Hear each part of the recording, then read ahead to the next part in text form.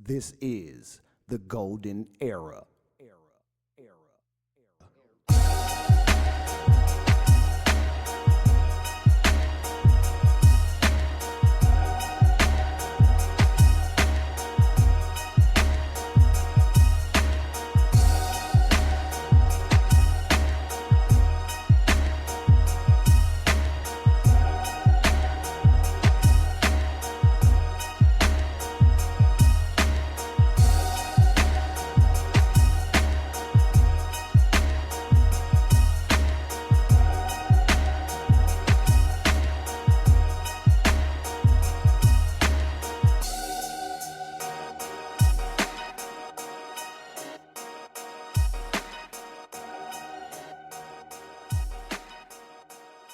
Yo, yo, yo, yo. What's going on, people? I'd like to welcome everybody to the Golden Era Podcast. This is episode 10. I took a break for a minute. I think I stopped at 9, of course. So we had 10. Took a little break and in that time just tried to, hit the little reset button a little bit. I was in the search of a permanent co-host, and I might have one on deck. You know what I'm saying? But also I wanted to change the direction of the show. We still gonna talk about hip hop and we still gonna talk about rap. But what I want to do is I want to have a more intellectual conversation about hip hop and its place and how it looks and acts in society and how we treat hip hop. Because hip hop, it went from the 70s all to now all across the world. Like, hip hop is the dominant culture in the world, not just the United States, the world. Every country touches hip hop, every single one.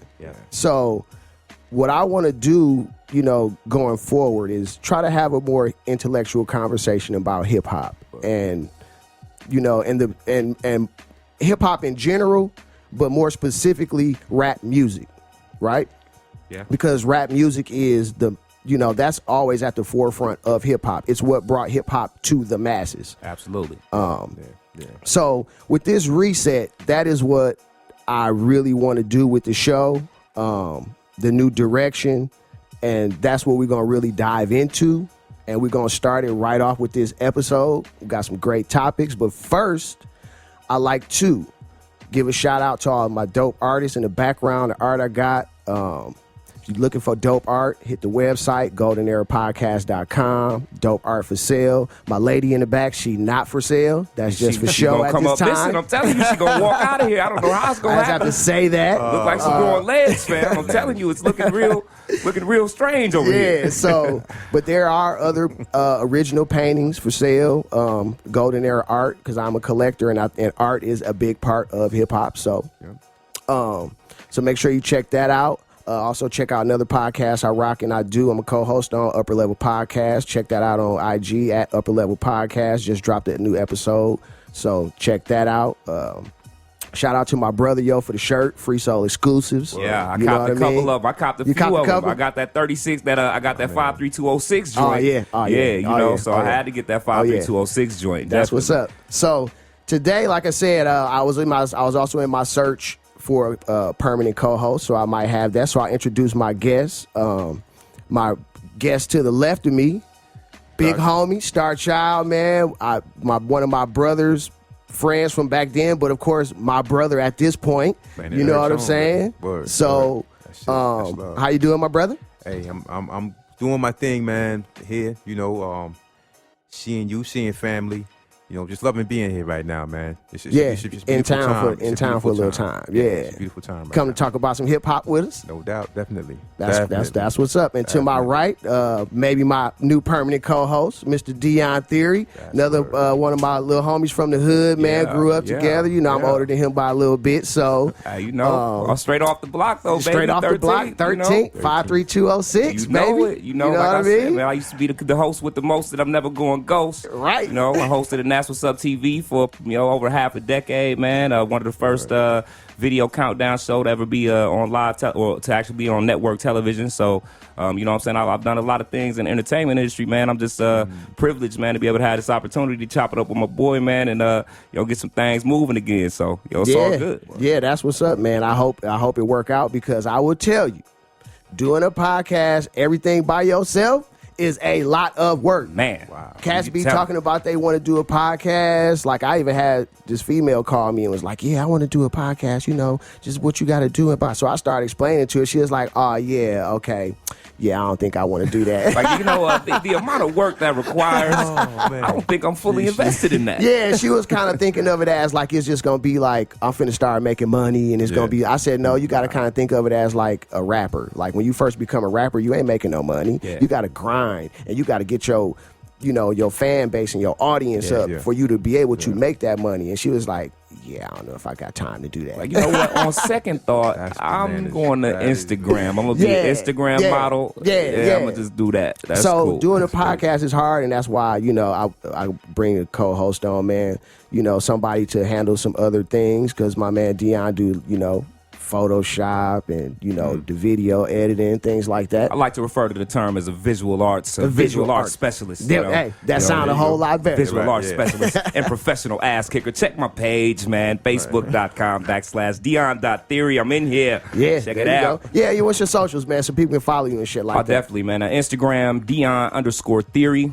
Facebook.com/Dion.theory. You know what I'm saying? So just check me out, man. Twitter.com/ Dion_theory, so we just, we here, man. I'm all over social media, man. But like I said, it's good to be back in front of this mic, man. I took a long hiatus. I did the family thing for a while, man. I did the family thing for a while, and it was cool, but it's good to be back. Ain't nothing like being back in front of that mic, man.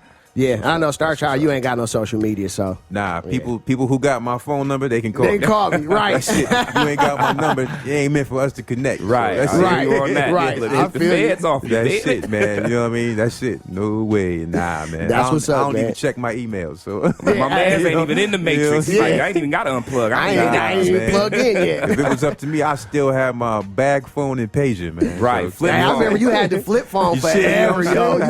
Niggas had to make you get a touch screen. To make me get a. Right, y'all remember them Nokias? You could definitely get somebody a concussion with that. Had like the wood grain. Right. Remember the wood grain prime I had the gold one, man. I had beef with somebody. I chucked my phone at him and took him to the hospital for 3 days. Man. Right. No doubt, man. That's the golden era, yo, back then. Hey. You see what I'm saying? The brick phone, all that shit. The bag phone. My wisdom was like, yo, Americheck is closed. It ain't coming back. It ain't coming back no more. It ain't coming back no more. The phone where you buy the minute, you gotta buy the time for it. And it's like you have 38 seconds left on your phone. Man. Like, oh. Never dropped the call, though.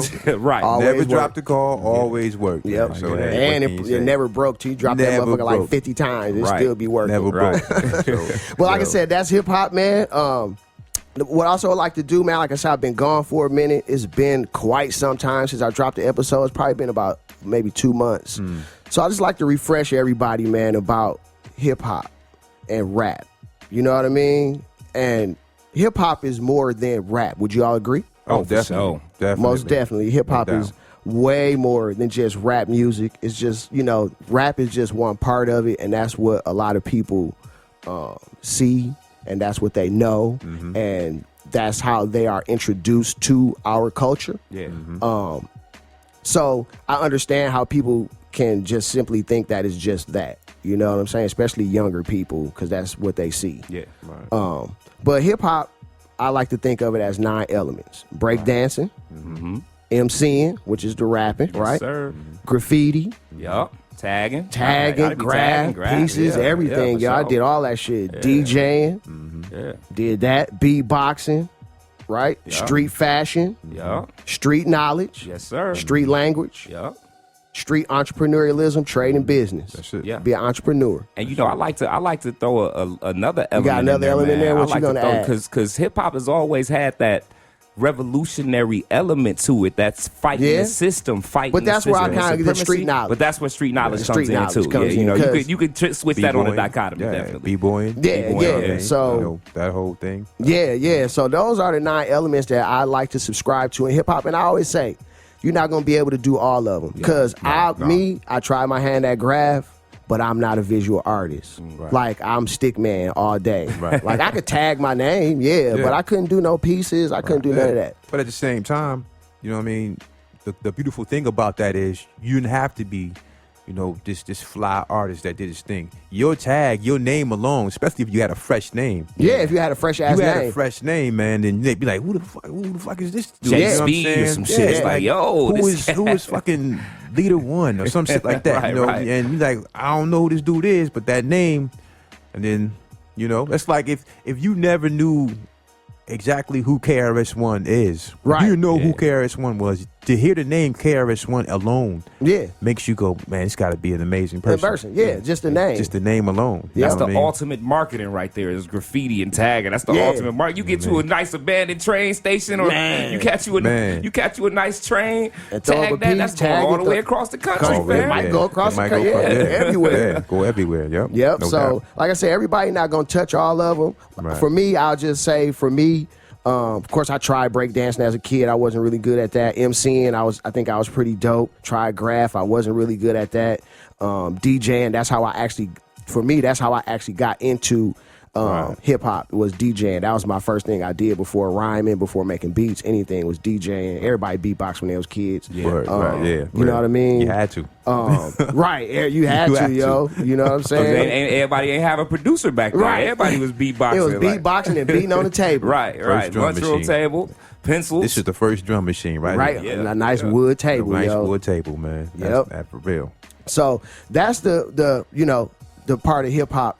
And like I said, the new direction is I want to try to get into more intellectual conversation about these elements. Okay. Word. And that's what we'll get into today. So I like to also get to check in here, man, and see what y'all brothers been listening to, and you know, I like to call it the little check-in. What you got in your rotation lately, man? What new music you listening to? It ain't got to be rap. You know, it could be whatever. You might be listening to some motherfucking country or something. I don't know. You know what I'm saying? But start, y'all. What's up with you, man? What you been listening to lately, You know what, man? Lately, I haven't listened to, it's like the really no new rap music, but one thing that kind of caught me, and it caught me off guard, caught me slipping, man.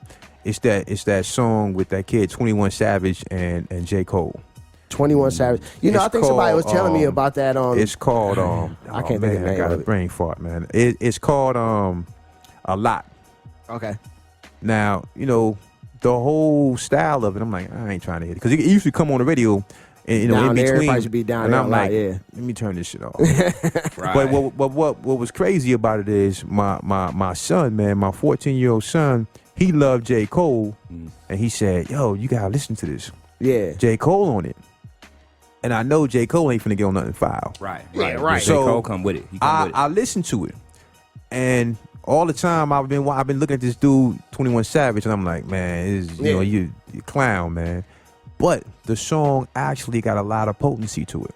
Okay. And he talking about, you know, He actually talking about something. talking about something. And then of course when, you know, J. Cole do his thing. Oh yeah, you already know. you already know. That's Yeah. the king of substance, right? I think what episode was it? It might have been Yeah. like episode 7 or 8. We was on here and somebody told me about that song. I listened a to while it, ago. and I'm telling you, man. I just told never got to it. Yeah, I told my wisdom. I said I like that song a lot by 21 Savage and J. Cole. And she looked at me like I was bananas. Yeah, I bet she did. And I was like, one time we gon' Just listen to it. You know what I Yeah. mean? And we listened to it, and she's like, whoa. She's like, I can't believe. I said, yeah, but listen to So it. you went and caught 21 Savage album? No. You know you got it. You got it in the CD player. So that's one of the things. Like, I see you when I see you. You know what I'm saying? So, but 21. You know what I'm saying? But my, you know, in my heavy rotation, man, is I keep some Minnie Riperton in my rotation, man.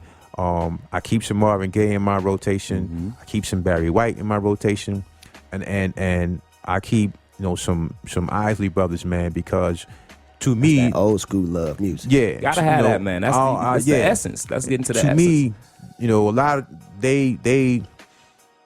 of times those songs or those artists right there, you know, usually, you know, exemplifies my soundtrack for the day. Yeah, Right. yeah. You know what I'm Should saying? pick something for the Right. day. That's my sound.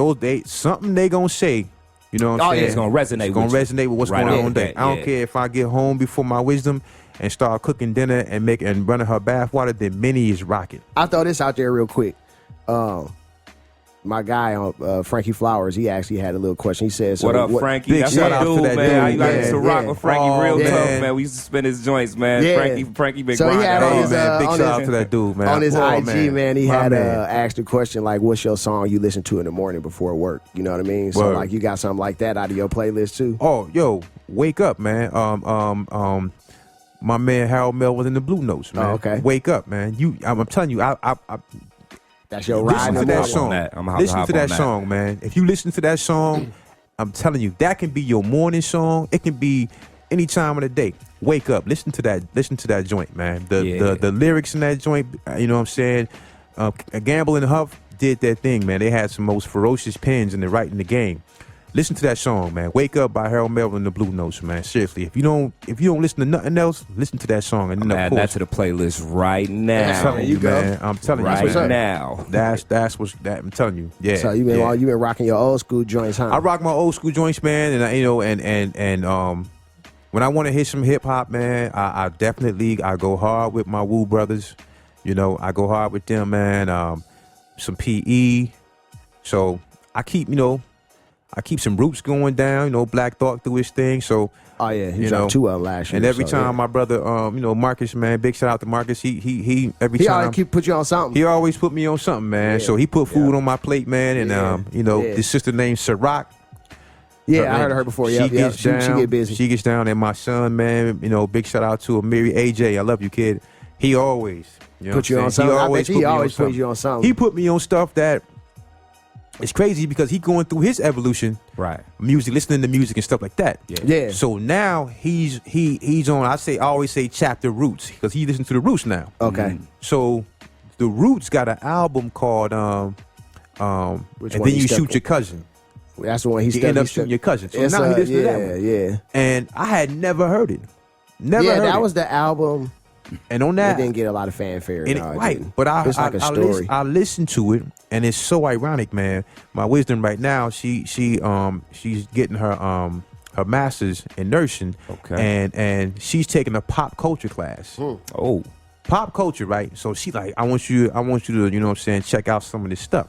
So they had to do a paper on that album, Oh, okay. and so I'm like, huh? I ain't never heard that. You sure it's the Roots? Yeah. You know what I'm That'd be saying? like And the then best essay project ever. right, and my ever. son said, "Yeah, you ain't never heard that." I said, Yeah. "Nah, man, I never heard that, man." Yeah, it's supposed to be a story. It was a story. Yeah. Beautiful story because A lot of people didn't get it. They That's didn't why get it it. didn't. That's why it didn't go. and it was crazy that my son, 23, was like, "Man, what's wrong with you?" You know what I mean? Now you ain't getting You it, didn't Pops. get that? Now you put me on. You missed it. The You missed it. album starts off with a joint from Nina Simone, and that song, Love Nina. and that song is the theme to a movie. Yeah, I love Nina Simone, man. You know what I mean? Anything with Yeah. Nina Simone on it is definitely gonna be dope. And you got to try real hard to mess up a Nina Thank Simone you. joint, like for real. Thank you. So, you know what I mean? That right there, man. That's what's up. That's what's up. That's what I'm on right now, man. What you Yeah. been on, Dion, man? What you Man, I'm really feeling a lot of reggae right now, man. But I do, What? yeah, man. Yo, What? Rastafari, Wagwan, Jamaica. You see on? it? When I get tired of rap, Yeah, you know, I man, listen to you know. dance hall. You listen to dance I got hall, a man. fat-ass dance hall playlist. I'm telling you, I'm bumping a lot. I'm feeling Chronics. Chronics is dope. Yeah. You know what I'm saying? I'm feeling Protege, Jesse Royale, you know, Chronics that you know what I'm saying, that Here Comes Trouble. That joint was that it's a rhythm that they all use, and Chronics and Jesse Royale and even Damian Marley, they all use the same rhythm. You know what I'm saying? And it was just super fire. And so everybody made these super fire versions. Yeah, that's of it. you know how they do the album like that. Yeah. Be like 40 cuts on there With the and same the rhythm. same Yeah, beat, it's and be the like same one. 50 artists. But Yeah, it be just yeah. slamming. Yeah. You know Oh, what I'm yeah. saying? Yeah. Chronix dropped some joints out. I think he dropped one last year. He got this track called Likes. You know, and it's talking about social media, and he's like, you know, I do it for the love, I don't do it for the likes, you know, and it's basically looking at that same aspect of what we got going on today. You know, you go on social media right now, and everybody's looking for attention and looking for likes and looking for this, and you willing to post anything for 50 likes or 100 likes, bananas, you know, man. Yeah. So he's talking about getting back to that. You know, that essence of not doing things for likes and doing things for attention, but doing things for the love. Who else you got in that list? I also got a lot of old school stuff, man. I'm feeling Donny Hathaway, man. I bump Donny every day. Donny Hathaway is always in rotation with me. Word. Okay. You know what I'm saying? I'm still feeling that. I feel Al Green all the time. You know, I think that's from my pops. I think pops just put that in my spirit and just I'm always bumping Al Green. Yeah. You know, I got a lot of breakup music on my playlist too. So, Yeah. you know, I got a lot of fuck this bitch. It's all love though. You know, I got a breakup song for you. What? Lil Brother. Off the minstrel show, cheating. When he had Mr. Biggs on there, them cats was singing. You was cheating. Yeah. Caught you creeping. To the window wall, skeet. Look, I don't want to get triggered. Trifling hoe. Hey. I get triggered. We gonna have to stop the whole damn That's show. one of my. I love that joint, man. You trifling bitch. That whole CD was banging, but I was like 1, 2, 3, 4, 5. I really wanted you. That shit was crazy. Hey, Mr. Biggs, you know Mr. Biggs hop on the song, man. Some shit was about to go down. That was every Fonte, time. man. Fonte had some good characters. Yep, Right. So you just bumping a lot of my bad, man. Yeah, man, that's all good. Like, dance hall. a lot of dance hall, man. You know, I got a lot of breakup. It's a track by Hobson. I'm feeling a lot. It's called The Old Us. It's crazy, yeah. And but the joint is dope. The only one I like from him was when he made that crazy ass video, dog, with all the guns and shit. Like it was supposed to be like a trap video. It was like a parody song. I seen that. That shit was fucking hilarious. Yeah, okay, go ahead. He hit or miss sometimes, but that The Old Us is real dope. Okay. I'm feeling So it's a song by, I don't know what this cat name is, but it's a track called She Cheated Twice. She cheated twice. Like that's some shit. That's the shit that I'm listening to right now. Song, man? Yeah, the shit she called She Cheated Twice. The shit got like millions of views on YouTube. You gotta go back old school and listen to the one cat from Detroit, man. The one song Mook used to play all the time. About his old hoes. Damn, I'm gonna find it, dog. That's it.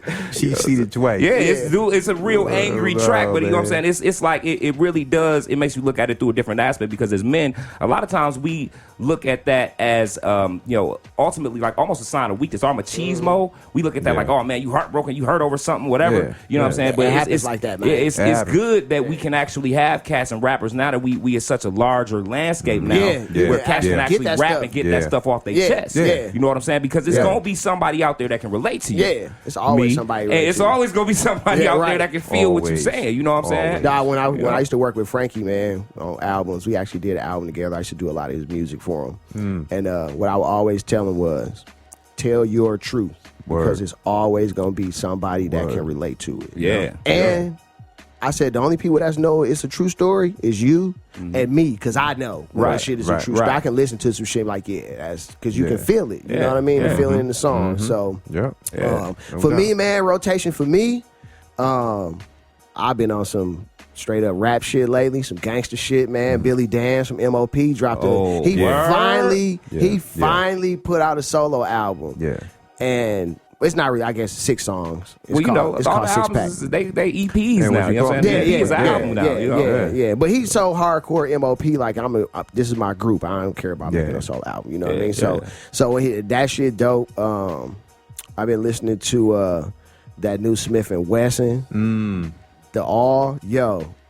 That shit is classic. Yeah, I'm gonna have to put that on the playlist. Classic, yo. It's classic. Smith and Wesson. They finally went back to their name. Smith and Wesson got rid of that bullshit Cocoa Brothers shit. You know what I mean? Okay, yeah.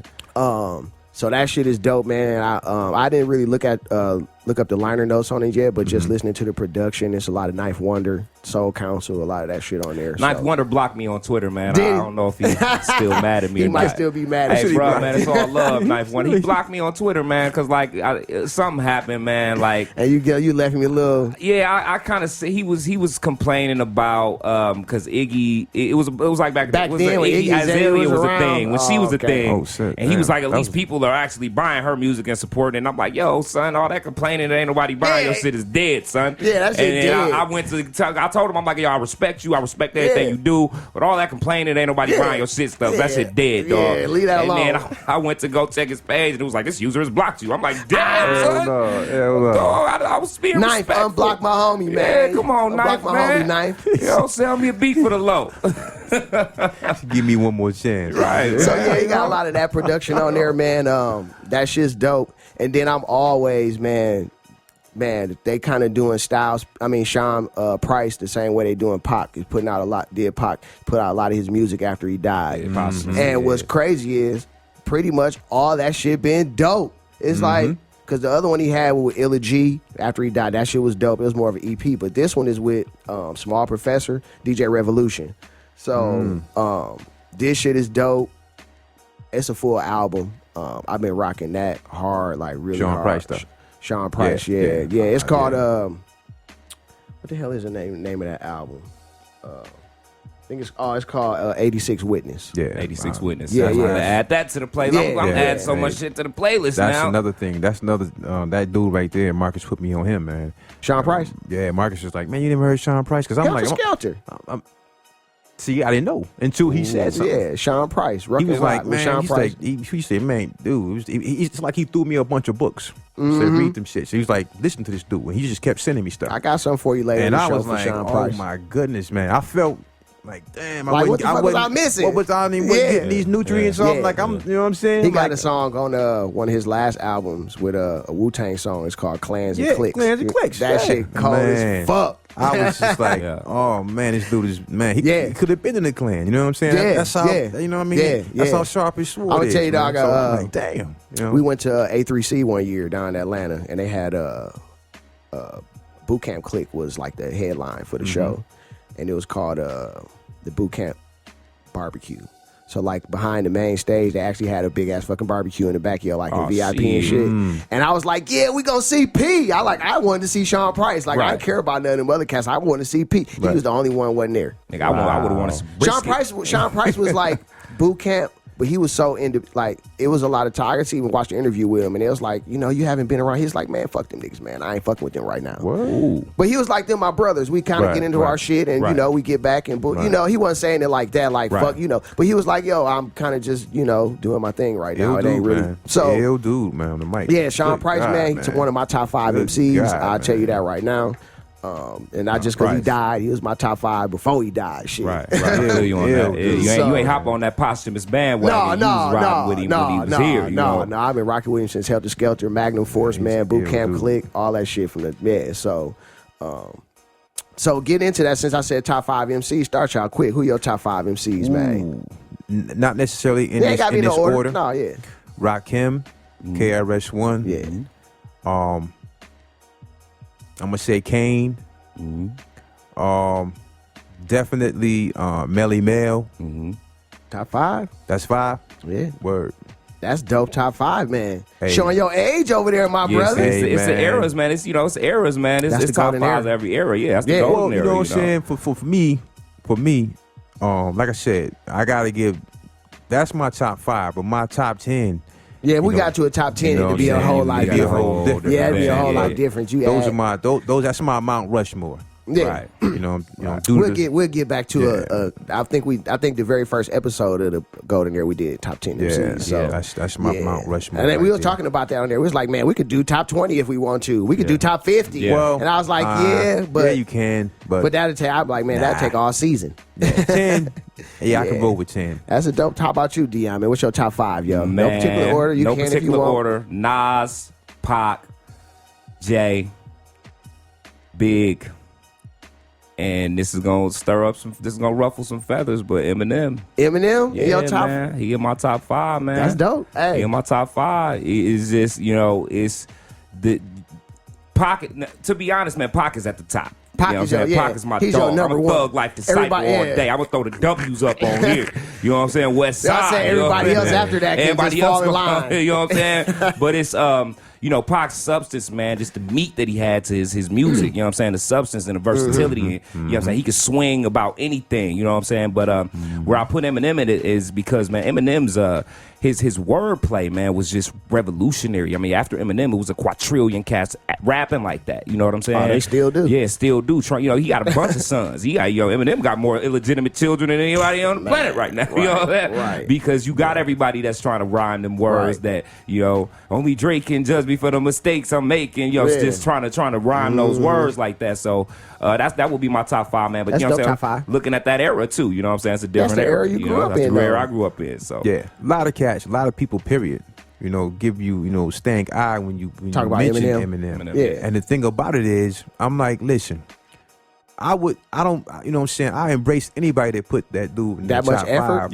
Yeah. Because number one, you can look at his body of work and tell that he studied his craft. yes. Yeah. Yes. He ain't just the white rapper. He wasn't Right. Vanilla He Ice. wasn't Vanilla Ice Yeah, and he shit wasn't like Vanilla that. Ice. This dude yo. studied his craft. He pays homage to the craft and to the forefathers before him. Yeah, yeah. So, and he do it every single day, all the time. You know what I mean? Well, you know So- what it is too is because we have so much tribalism within hip hop, we created it, so only we can do it. Yeah, you know what I mean? And people have to get out of that small mindset of hip hop is only for black people. It's Right. not. Hip hop that transcended all of that shit. All of that, yeah. All of that shit. Yeah. Thank you. I told a cat one day. All of that shit. I said because he was like, man, Eminem, you know, this is our thing. I said, well, listen to me, man. How is it you don't embrace Eminem like that, but you embrace the Beastie Boys like that? Right. It's like the Beastie Boys are black. Yeah. Yeah. But they not. You know what I mean? They not. They not. And these cats more rock and Yeah. punk than Right. anything. They was punk. Yeah, They they was just punk. had They that were hip-hop actually before they flavor started to it. rapping, Yeah, they was a punk rock band. band. They was a punk band. Yeah. So how is it that, you know what I'm saying? And shit, I will put Eminem up against any Beastie Boy, you know what I'm saying? Yeah. Any day on the mic. Right. Yeah. Yeah. You know what I'm saying? But that's So- like I said, that tribalism shit, man, where Yeah. everybody, you know, hip hop. I mean, I guess you could have had that argument in the 80s and the early 90s. Yeah. But now, dude, hip hop, man, it done transcended all of that transcended, shit. man. So Worldwide, man, it transcended all of that. So, you Yeah. know, anybody that feels some type of way about me having Eminem in my top 5, fuck you. fuck you. Why not? Exactly. Fuck you, all right? Right. Fuck Exactly. you. I know what the hell I'm talking about, all right? Quick, I fucking quick rap, though, too. quick, Dion. When did you like really fall in love with hip hop? Like, what introduced you to it? Like, when did you really like fall in love with? Just real quick. I was about 6 years old, man, and they was doing talent shows at summer at year was that? Afrofest. Oh God, 91, There we go. All right. 1991. Okay. And they was doing talent shows at Afrofest, and remember my doing sister those. wrote my first rap for me. I had my first ghostwriters, and I'm like, yo, I kicked it, man. Shit, And me and my 6. cousin, we Right. kicked. Yeah, I'm 6 years old, man. 91 and shit. Yeah, I was 6 years old. I kicked my first rap in front of in front of the Afrofest crowd, and from there I was just hooked. I'm like, oh, you know. And then Bone Thugs and Harmony came 3 years later, and I said, yeah. oh, these Oh, are the yeah. coolest niggas I ever seen. I grew my hair out because of Bone. You know, they was the coolest niggas I ever saw. These niggas are so cool. Thuggish Rugged Bone, their hair flying, Right. money falling from the sky and shit. Yeah. They were easy. And they was some Midwest cats, Yeah, they was too, from so, Cleveland. Oh, yeah. shoot. So I fell in love right then. That was it. That was it. I was hooked. How about you, Star Child, man? Yeah, would you know, with hip hop and rap and the Oh, culture man. and all of that shit? You know, it's funny, man, because the first record I ever bought was not a rap record. But to me, what really like when hip hop gave me a hug. Because you got to think, I when should we was say. younger, we was listening to our parents' music. Yeah. Well, and then rap came about. yeah, and all rap that. came So, about. yeah. Shit, in 1980, man. As a matter of fact, the Christmas of '80, I should say. What was it? 81. I can't really remember. I remember, man. For Christmas, I got a record player, man. Right. And the three records, the two records that I got with it was a Sesame Street record Oh shit! and a Electric Company record. You know what I mean? Yeah. I don't know if y'all remember it was like Sesame Street, but it was called the Electric Company. Bill Cosby was on there, Morgan Freeman. You know what? He wasn't I think handing I out might have drinks, had- was he? People was he wasn't doing that. It was I think I teaching, might have had it one was of teaching those. kids about learning, like ABCs think and I all did that, have and one putting of together. those. That's where Letterman and all that Yeah. came in. Right. You know what I'm saying? I'm I'm dating myself, but I remember my pops gave me some bread, and I went to, it was called Audie's then. All these, and I went on North Avenue. I went and bought. I went because he only gave me $10. That's when albums was $7.59. Right. I bought Fantastic Voyage by Lakeside. My cousin Tanya, she bought Curtis Blow the Brakes and The Message by the Furious Five. Furious Five. So when she brought that over and the kids got in the basement, that's when I DJ'd my first party that day. Oh shit! With the kids with one little record player. It was juking.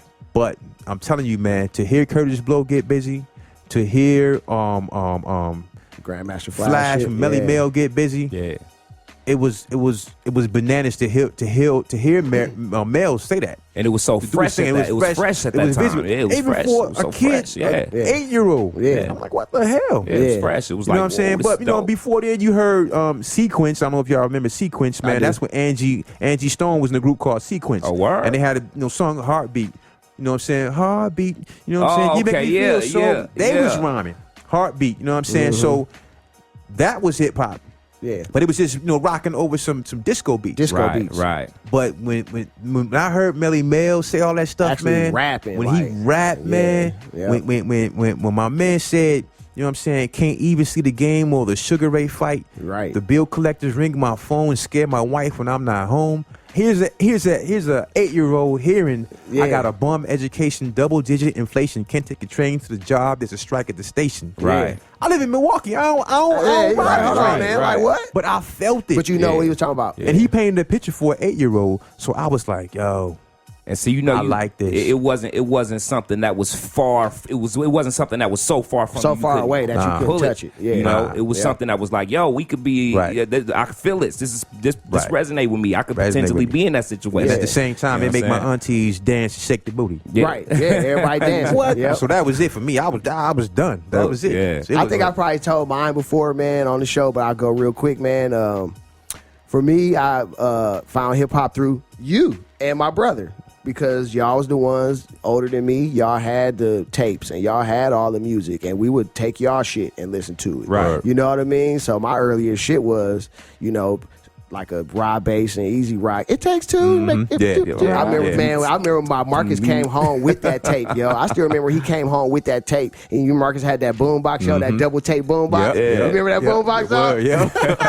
And he used to ride around in the car and everything. Had the boombox. Yeah, in the car. I remember seeing y'all cats down the block. I looked at y'all like, Bone, like, man, these are the coolest dudes I ever seen. So that's how I found my hip hop, man, through my older brother and his friends and things like that. And that's how I got introduced into hip hop and and DJing and rapping and MCing and the whole just culture and the lifestyle. You know what I mean? So that's where I got it from. So I want to say one thing though, man. Like, I remember me and your brother, man. We came and saw y'all perform at the Bavarian Inn or somewhere. It might have been somewhere over that there. show was crazy. But me and Marcus sat back and watched y'all, man. We was like, hey, these shot little niggas, man, they doing their thing, dog. See, now that must have been And we were so never proud, heard that man. We loved it, man. We sat back and like, damn, they doing it. You know what I'm saying? Let me tell y'all, man, that show, we was, still in high school, teenagers. And that was when Wu-Tang came out. My bad. Yep. Right? And we went to a Wu-Tang show. And we already had been to a Wu-Tang show and things like that. Oh, believe me. I know the show. I know the show y'all talking about. Yeah, so let me tell you, dog, we at the Bavarian Inn. Like, this is like a talent show. Dog, we in there. That was a talent show? It was more like a talent. I thought it was it was just a regular. No, it was just because he had us selling tickets. So yeah, that's right. It was just a regular show. I don't even know if we got paid or it was some bullshit. But anyway, It was a show and we wanted everybody to be there. And motherfuckers showed up. But I still remember, man, we had like 5 groups in this show. We like just took over the whole show because you remember it was so many of us. Yeah. And we all was like 2-man groups, 3-man group, so we just had so man, Cass was up there, dog. We stopped and got a 24 pack of water bottles, yo. We was rhyming out, throwing water on motherfuckers like we was some real stars, yo. We sat back and watched that, man. It was like, but we felt so good, so proud, man, because we was like, damn, they was listening. We was actually listening. They was listening, you know what I'm saying, to those tapes, and they was sitting back, man, in the cut, man, just soaking it all in. Yeah. That influence, man. Hip They hop was is so soaking it in, man. Yeah. So Hey, man, that was a proud moment for me, and I know your brother too, man. Thank you. And seeing stuff. Here I am to this day, still, I'm still sweating him for beats and music. Yeah, he still be asking me like, man, where this shit at, man? I need it. You know what I'm saying? So that's a beautiful thing, man. So I want to say I'm proud of y'all of that. Cool, man. I'm glad that touched somebody, man. Word so, up. That's but yeah, it. that's like, you know, the conversation, like I said, that's, you know, more intellectual conversations about hip hop, man, and dope stories. You know what I'm saying? We got some dope topics today here on the Golden Era Podcast. Like I said, follow on Instagram at Golden Era Podcast, the website goldenerapodcast.com. Check out everything there, all the episodes. We got a few topics today that we're going to get into that's going to be along those lines of a nice intellectual conversation about hip-hop and rap music and how it fits into the culture. Yeah. We're going to dive into a little bit of can hip-hop influence the next generation of politicians, right? It's a very political world out there. It's a sensitive world It's a sensitive world out there as well, right? We're going to kind of dabble into some of your great social commentary / political rap songs or albums. We're also going to kind of talk about a little bit about, because I saw this question somewhere else and I wanted to talk about it because it was a really dope question. Do you think rap music accurately reflects black culture? That's a loaded one, man. That's loaded. Of course it is. That's loaded. That's loaded. And like then a what are some 4-5. of your complaints, you know, about music now? You know what I mean? So it's a lot of thought about it. Then also, as far as rappers having a responsibility to teach the masses and put some type of information and knowledge into their rhymes. And I ain't saying every song, but, you know, say something in your shit. You know what I mean? And then we'll get into some of your favorite conscious / political rappers or groups. You know what I'm saying? So those are some of the, you know, those are the topics we're going to try and touch on. I did write down an extra one if I can get to it, because when we was talking, we'll get to it probably at the end. But with the first topic, man, I like to, you know, like I said, politics right now are at an apex. Man. Complete apex right now with the orange man in office. It's bananas. Yeah, man, we left from one of the coolest president ever to the orange man. President ever. So Man. and I was just, you know, and I was sat back and I thought, I said, let me think, you know, hip hop and politics, and how has hip hop inserted itself into the political spectrum. And we can go back and we can start with, as we already talked about, The Message, Grandmaster Flash and Furious 5. Yeah. That's probably the most popular kind of social political rap song for, you know, everybody know that beat, everybody know that song, everybody know some type of line from that song. And he was and that was really one of the first rap songs at the time. And it came out to be a social political song.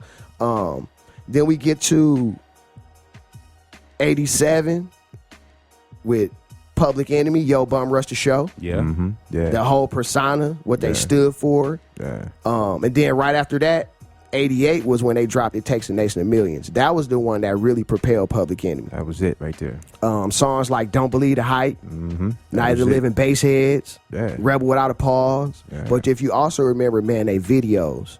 The videos, man. The imagery that they put into their videos were so dope.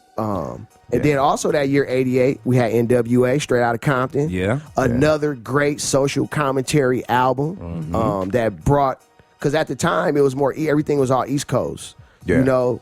And when NWA told their story about how life was on the West Coast and gangbanging and all that shit, niggas with Jerry curls and 6'4" and shit, it was the same story, but told a different way. It's crazy because when you looking at that through a socio-political aspect, you know, a lot of that time frame that correlates with you start seeing crack era. Sentencing, you start seeing crack, you start seeing mandatory minimums all around that same time. So now all that stuff reflected within the music. Is it art imitating life, or is it life imitating art? And so, you know, not to say that was a direct result of it, but at the same time, it's like, you know, there's not as much coincidence. But that's the essence of hip hop, is to tell your story, right? So we fast forward a little bit and we get to Rock the Vote. Right? You remember Rock the Vote when that shit first happened in 92? And at the time, hip hop culture and rap music wasn't that big, in 92. But by 2000, hip hop was one of the biggest. It had began to cement its place within the culture, at least of America.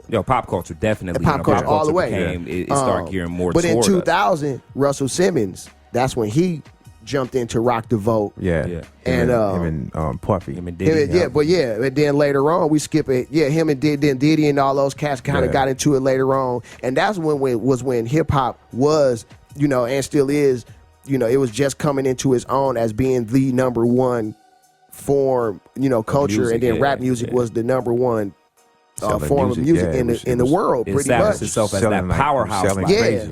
We skip ahead and we get Obama, right? Mm-hmm. And he had rappers in the White House. He had rappers pushing for him, fundraising. You got your Beyonce's, Jay-Z's, Common. Yeah. You had Swiss and fucking Alicia Keys in the White House. Like it, and then once I saw that, I was like, okay, all right, it done finally got to that point, right? So my question to my panel here is, can hip hop and rap music influence the next generation of politicians, politics, and like the conversation around social issues, right? Where you seeing more young people get into politics, more people of color, women getting into politics. Yeah. I think it can. I think it should, because it is the voice of a generation of people that were younger. Some of us are older now, and we still are a part of the culture. And then you have younger people who are gravitating to the culture. So the culture has a responsibility to politics at this point. What do you think, Star Child? Oh, listen, definitely, because it's like my man, I was checking him out the other day, Hakeem Jeffries. Okay. He from Brooklyn. Okay. And during, I think it was like a Senate meeting or something like that, he shouted out, "You never thought that hip hop was taking this far." Yeah. He said that. You know what I mean? So him coming from Brooklyn, that whole Bed-Stuy area. And those cats starting to be in the politics. They started to be in the politics, you know what I mean? Him and the sister that's from the Bronx, I forgot her name, the Latino sister, man, I forgot her name. Cortez. Yeah. Same thing. Same thing. They bring that, you know what I'm saying? Energy. That hip hop to, to the political game. And when I say hip hop, that's that culture. The culture of to the game, you know what I mean? Yeah. And at the same time, man, there's a lot of people outside of the hip hop culture that embraces it and want to, be a part of it. And at the same time, they go, you know what? I dig it. I understand. So hey, pull me in a little bit more. But let me know what y'all talking about. Let me know what you're talking about. You know what I'm saying? I ain't trying to come in front. Right. But I want to make sure I come in and I know what I'm talking about. So educate me so I can know what's going on, because they see it.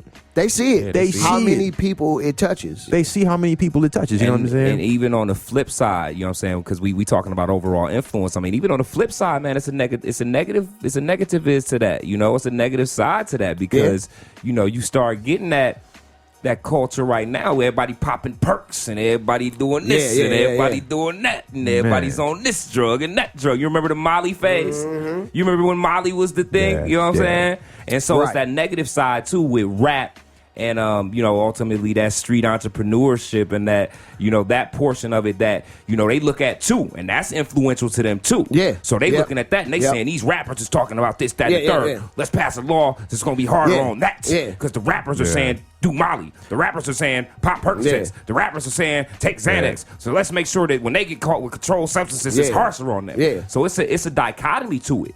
Mm-hmm. It's a dichotomy to that. You know what I'm saying? Yep. And that's something that people got to keep in mind, because it is it's an old saying.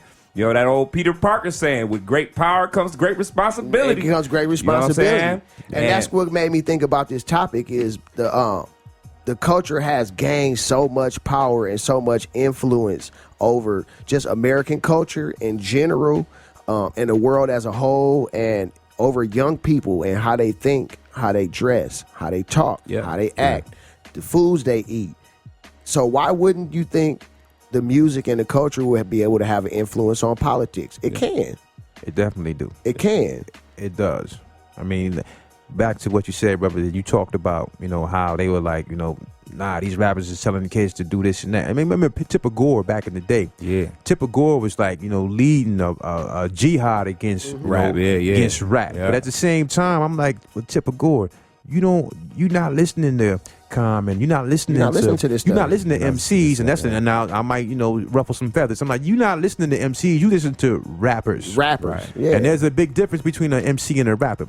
MCs, they show responsibility They express that. They show, you know what I'm saying, consciousness. They say, yo, okay, I'm going to give you everything, but at the same time, I'm going to put some food on your plate, too. Exactly. A rapper is just saying whatever the hell he want to say, he or she want to say, just throwing it out there. If I get paid for it, cool. Throwing shit at the wall and see what sticks. See what sticks. Exactly. Yeah. So, you know what I mean? So I'm like, yo, you crush them if you want to. See, Dolores Tucker was on that real hard, too. She was on it, too.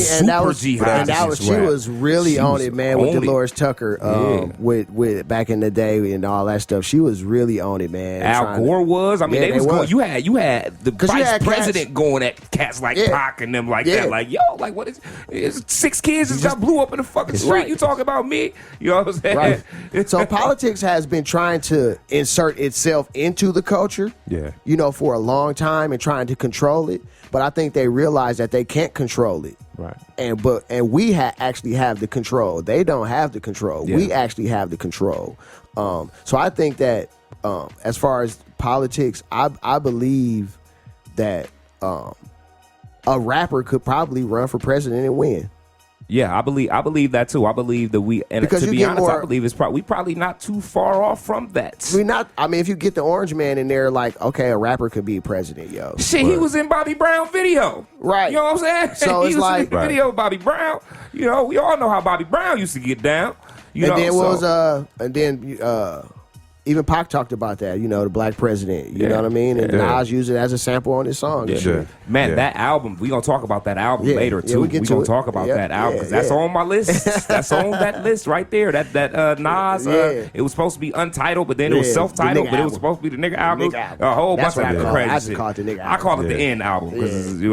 But you know, that whole element, man, was just super dope. And I think we not too far off from that, man. I think that we can have, you know, people looked at Barack and they were saying he was a celebrity president. You know, Barack just rose through the ranks real fast. You know, his political clout he had so much swag and it just happened so quick. You know, but people been talking about Trump running for a long time. Yeah. People been talking about Trump running for a minute, you know what I'm saying? But he was just like, oh, I don't know if I want to do it. But now it's like, you know, now that he is in office, and now that we see what's out here, and you see all of these younger, Kamala Harris and all these other politicians who are trying to use that hip hop influence. But you see them, they on the Breakfast Club. Yeah, they go into all these interviews on, like, you know, even Bernie Sanders' old ass on the Breakfast Club. Bernie Sanders on the Breakfast Club. And with somebody like Killer Mike backing him up, Killer Mike out there, and that's what I'm saying. They realize that they don't have the power. You have to come to us. We don't got to come to y'all no more. We ain't got to fight with y'all no more. And we ain't got to do none of that. We got to start making sure that we asking for some fucking tangibles. All right, we need. But they've been challenging them though. Like I've been seeing some of the interviews. They be challenging them politicians with that shit. And that's what I like to see. And that's hip hop. I'm gonna put your ass under this damn microscope, and I want to see what it is. You don't just come at me with that. I'm a Democrat, and you should vote for me, so you don't vote for them. No, give me some tangibles. I want some tangibles. Feet to the fire too. And I think that's where hip hop comes into play, because hip hop is so honest. And rap music is so honest on MCs, as you know, the cats that are involved in a more social political type of rhyme style and things like that, like a Common, like a KRS-One, you know, like a Kweli, you know, things like that. Even Jay-Z try to, you know, throw his jewels out there. I still, you know, I got other cats as well. But they've realized that we have the power. You got to come talk to us. And you got to get our approval now. See, it's been that way. It was that way back in the 60s and 70s, man, because they politicians back then was like, damn, you know, Bob Dylan then was like, yo, you got to come holler at us. Come holler at me. You got to come holler at us. And hip hop finally got to a place where we have that power. We got that to make power that happen now. Hip hop was more of a, when it came through and it burst through, because you know it's a catalyst for something. You know what I'm saying? It's always a catalyst that starts something. You know, and so, you know, it took, you know what I'm saying, everybody being tired of getting our asses whooped and not being able to use the same water fountain and not being able to do this before, you know what I'm saying, you start getting the Sam Cooks and the goods, you know what I'm saying? And it took, even before that, it took getting whipped for a couple hundred years, but we still had music then. And so hip hop was like, yo, we tired of the police whooping our ass, beating us up, putting the goddamn crack in our hoods and shit like that, and then we can't even sell it, but they selling it back too. What y'all talking, you know? So it's always a catalyst. And, you know, that's that element that we got to keep that, man. If y'all listening, y'all artists got to keep that. Don't let that go, because that's very, very, real. very foundational part of what we do. It's more than just popping perks and partying smacking and ass and shit, man. It's drinking, way more than that. And I get it. Everybody party at some point in their life, so the music is gonna reflect, that part of your life. But you can't make that. Some type of balance. We need balance within our music diet. Yeah, and at the same time, longevity. Like you said, remember Molly's. Yeah, remember, because that shit ain't happening. That shit ain't happening right now no more. Yeah, and ain't nobody talking about popping Molly. And the ones that's lasting is the ones, like I said, put the jewels. Put some nutrients on your plate, man. So those are the ones that's gonna last, because people gonna say, you know what, that album got me through X, Y, and Z. So if they make another album, I want to hear that one. You know what I mean? So anytime somebody real make an album, they gonna go get it, because they know what I'm getting. I'm getting something that's beneficial. And it's been a lot of dope. It's been like a lot of dope albums and artists over history that have touched on a lot of the social, economic, political things that go on here in the United States, even some in the world. So, Dion, what are some of your great social commentary / political? It could either be songs, albums. I know we discussed a few of them already. But if you just got a couple, what's a couple of your great shits? Let's talk about that Nas real quick. Now we're gonna talk about two Nas's real quick, because Nas that dude, he in my top 5. You know what I'm saying? Nasir. My son named Nasir. Matter of fact, shout out to my son Nasir, man. Love you, Papa, love you. But that Untitled album, or the end, or that whatever the hell album, we go from front to back, just cold. Jewels, the whole album. You know what I'm saying? I mean, from even the beginning, you know what I'm saying? That no matter how hard they try, you can't stop us now. That shit just was so next level. It hit you intellectually from Project. I mean, dude, he rapped from the perspective of a fucking roach. Who does that? With Busta Rhymes. Who does that? You know what I'm saying? Right. Fried chicken. You know what I'm saying? Talking about, yo, this is what it's doing to my body, but regardless, this is what we eat, But it from a even We're Not Alone, dog. He talking about fucking extraterrestrials and shit, who rapping about, like, really making deep ass songs about aliens and government conspiracies, and saying that he actually saw extraterrestrial UFO. You know what I'm saying? That just hitting you on so many different levels. Like I said, that song was Black President. Black President was on that. You know what I'm saying? That with the Pac sample, that was super fly. And then around that same time, he had just stopped that beef with Jeezy, and so they did that joint together. That My President Is Black. They did that together. So that was dope. But then also, I want to talk about the joint that came out last summer. The Nasir album, dropped jewels on there, man. That first song, Not For Radio, Hey, I was telling Cash, that's my favorite song on the album, and I said, you want to know why? Because it gave me that Hate Me Now feel. Hate Me Now, him and Diddy on there, screaming. I was like, nigga, I used to listen to that shit in the morning every day before I went to work. And it's bananas, man. I was bumping that on the way here. There you go. I was bumping that on the way here. You know what I'm saying? So that album's dope. What else you got there? I'm gonna drop a joint on y'all. A lot of people don't know about this track, but I'm gonna bring it out there, and you go look this shit up right now if you need to, because I'm telling you, it's gonna open your third eye, your fourth eye, your fifth eye, your sixth eye, 7 chakras, whatever the hell you believe in. It's gonna get you. It's gonna get you. Lupe Fiasco, Food and Liquor. He had his track on there called American Terrorists. That was, I remember that one. One of the single dopest political tracks I've ever heard in my life. I think he real underrated, man. Lupe is just Lupe the monster. You know what I'm saying? Lupe the monster. And so on the track, he says, don't give the black man food, give the red man liquor. Red man food, black man nigga. If yellow man pan, make him pull gold from river. Also give him, he said, he's spitting that shit, Give the black man crack, Glocks and things, give the red man craps, slot machines, now bring it back. He went through a whole historical, he went through a whole timeline, a historical, factual comparison of how we remember that was a time during America's war on terror and the war on terror and the terror and the terror and the terror and goddamn terrors in your bed. It's gonna pop up and get you out to sleep. Get you in sleep. You know what I'm saying? I was checking for terror in the closet. Like, bro, where the fuck is terror at? They got McDonald's and we shit. fight this war on terror, and I can't seem to find this motherfucker nowhere. Right. You know, but it was that time frame, and so he took that American terrorist and he turned it on itself. He turned America's war on terror. He turned that into a look who the real terrorist is. Nobody's done more American terrorism than the Americans, and he had a line in there where he compared, basically, imagine he said that if a Muslim woman came on a bus, right, and she had a bomb strapped to her, everybody would be afraid, everybody would be freaked out. Yeah.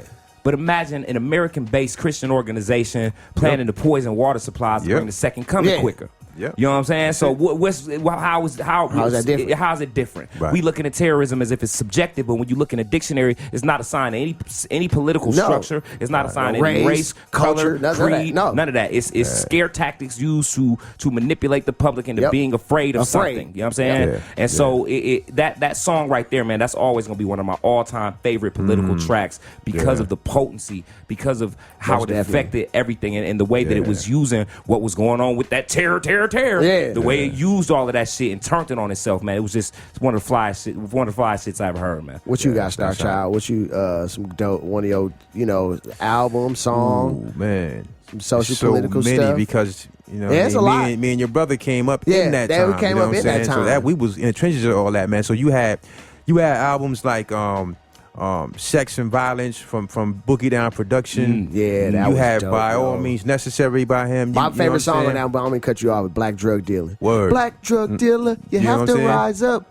and organize your business so that we can rise up. If you're gonna sell crack, then don't be a fool. Right. Organize your business and open up a school. Drug dealer. Right. You know what I mean? That was what, 92? 92, 93. He was talking somewhere like around that. there. He was, who else you got? Edutainment was anything Chris touched was opening your mind. It was on some political stuff. You know what I mean? Of course, PE did that thing too with Fear of a Black Planet. One song that kind of really, like one that really stood out to you. What about X-Clan? X-Clan, I know everybody feeling X-Clan back then. I didn't add them to my list though, because that was a little over the top for some people. But it worked though. It worked. Yeah. Rakim got a song called Casualties of War, man. Okay. That was on a Don't Sweat the Technique album. Okay. And Casualties of War was about a veteran, a black veteran. And he was saying, casualties of war, somebody give the president a call who's on the other side of the wall, basically saying, he was like, hold on, I'm here shooting at Saddam Hussein, but he praised the same God that I praise. Right. You know what I'm saying? He was like, hold on. So then he was like, yo, my whole platoon came home in body bags. He said, now when I walk down the street and I hear backfires of a car, I'm ducking. He said, next time they call, I'm going AWOL. Man. You know what I'm saying? So he was coming off, man. Like, Right. And when I heard Casualties of War, man, I'm like, damn, now they got brothers over in Iraq, and back then it was that other war, man. Desert Storm. It was the Desert Storm, all that. Yeah, you know what I'm saying? Shout out to my big bro, Gulf War veteran, Desert Storm, word. Desert Shield veteran. You know what I'm saying? So that's what it was. He was talking about that, and I was like, man, damn, you know what I'm saying? Because I knew cats that was going over there. Yep. And he rhymed about that, man. So I can't really say one in particular because I got Jews from all over, but Casualties of War painted a picture for me that I was like, wow, because I really dug it, man, because my uncle fought in Vietnam, so it could have been a brother he could touch me. You know what I mean? So it's a lot of that, man. All those joints right there, man. Right there. Nothing in particular, but that one really, kind of stuck with me. For me, man, I'll touch on just a few, man. One is a more, because like I said, hip hop is so global, man, and rap is so global. A Kweli song, Ballad of the Black Gold. I mean, I listen to that song sometimes before I go to work, and it's a song about the lust and greed for oil and what America does and invades countries and all this shit under the guise of occupation, but we all know what the fuck it's about. It's about, man. He also talked about the struggle from Nigeria, their independence, and they got into bed with oil companies. Yeah. And, Yep. you know, people started protesting and blowing up the oil fields and shit like that. You know what I mean? So Ballad of Black Gold, man, that's one of my favorites. KRS-One, oh yeah. Oh yeah, that's man. what you say when you see your devil down. Yeah. Oh yeah, that's what you say when you take the devil crown. Yeah. So, oh yeah, man, that was the truth on that album as well. We talked about the Bible. You must learn. You must learn, yeah. Yeah, Christian, My yeah. favorite, I guess, of all. Well, I'll talk about these other two before I get to my favorite.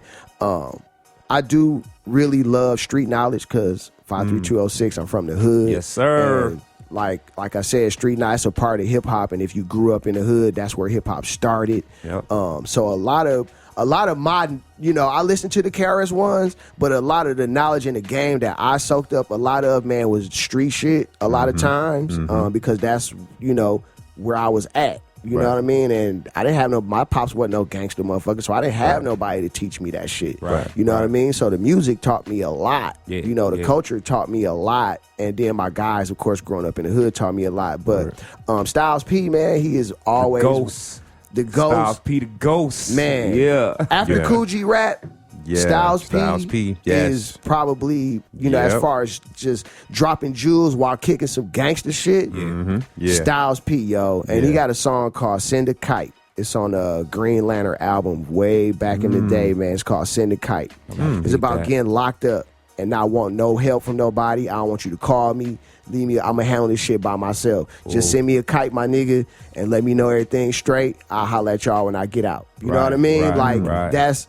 You know, he's like, I don't want you to visit. Don't call me or nothing. I got myself in this shit. I get myself out of it. Yeah. You know what I mean? I holler at y'all. You know, Styles so P always had to, man. Styles always so been a real I listen to one. that song, though. I ain't never been to prison. But when I listen to that song, I can feel that shit and I can know what that, you know, is like for somebody because of the way he told the story. It's Right. 3 verses, everything, yo. Listen to it. Styles P. It's called Send a Kite. Okay, I'm gonna check that out, man. He had a line. It was like, throw a kite so they don't lose me in the system. He said, I don't need money, just a little love in the letter. I'll survive till the struggle get better. So that's kind of, you know what I mean, the gist of the story. Wu-Tang, a lot of people miss. Wu-Tang dropped so many jewels, yo, in their music. And it was a lot of street knowledge. You know what I'm saying? A lot of street knowledge. Who else? Sean P had a song. Sean Price, I give you a song since you said you know, Marcus threw you on him. It's called Mess You Made. It's a story about how him and Boot Camp Click and all that stuff came up and they became rappers, and then next thing you know, their albums got, because you remember Boot Camp Click kind of disappeared for a minute. And he talked about that, man, and how he ended up getting a construction job in jail, you know what I mean, selling dope to, you know, pawned his motherfucking wedding ring, you know. And the hook is, you know, damn, look at the mess I made. You know what I mean? Yeah, talking about having to feed his kids and shit, you know what I mean? Rhyming, you know, doing shows, but still got to catch the motherfucking train. Niggas eyeing up his chain, trying to rob, you know? Right. Yeah, it's called Mess You Made, yo. That shit is dope as fuck. But my all-time favorite, man, Killer Priest on the GZA album, Bible. Basic Instructions Before Leaving Earth. I mean, that song there was, I think for me, that song right there was what really put me on my knowledge game and wanted to elevate my, like that song is called Bible. Of course, it's about religion. I was never a religious person. My parents never forced us into that. I kind of did a lot of that studying on my own. Right. But that song gave me so many other ideas and avenues that I needed to explore. Yeah. You know what I'm saying? And so that song, yo, I mean, I can listen to it now. I'm gonna peep that. It's a lot of that. I'm gonna have to look. Because I know you want to know Wu-Tang dude. I wasn't a you want to Wu-Tang dude. Check I that really out. I fucked with Boot Camp Click because they fucked with Pop. Yeah. You know what I'm saying? Yeah. So Helter Skelter had that song on there with Dog Pound. Yeah. But check it out, man. It's called. It's on the GZA first album. And Liquid Swords, and it's the very last song on the album, and it's just strictly Killer Priest. It's called Bible, Bible, Basic Instructions Before Leaving Earth. Okay. One of the dopest songs, knowledge. It's beautiful, man. It's a You know beautiful what I mean? joint, man. For real. No doubt. So, and then another song too, another social kind of political song of something recent, a Bun B song. Bun B song, man. He did a song called Blood on the Dashboard. He did a song, and it's I talked about it on another episode. But real quick. It's just a story about. It's a story, a two-sided story. He pulls up to the gas station, get out, go in the gas station, buy him a blunt, get him a little 40 ounce or whatever. He get in the car, empty out his blunt out the window, roll up his blunt, hit the blunt, drive off. The other verse is a cop. He plays a cop. And you see him go in the store. The cop was just happened to be pulling into the store at the same time. He was on break. He happened to see him buy a blunt. He happened to see him buy a drink. He said, man, I hope this motherfucker don't light this blunt up. I'm going to have to pull him over. Right. So it tells the story of both perspectives. Yeah, and then him getting pulled over and stuff like that.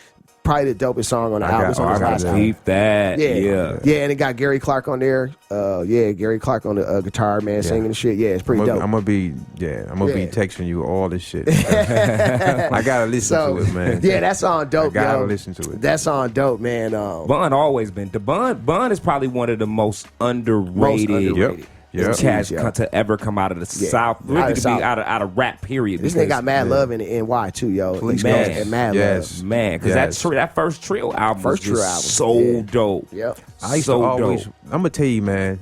What really for me, I started giving him some attention was when he said some stuff on Jay-Z joint, man. He said niggas start popping and breaking like ozone. I'm like, the fuck this country nigga know about ozone? I'm like, oh no. So when he said that, I was like, whoa.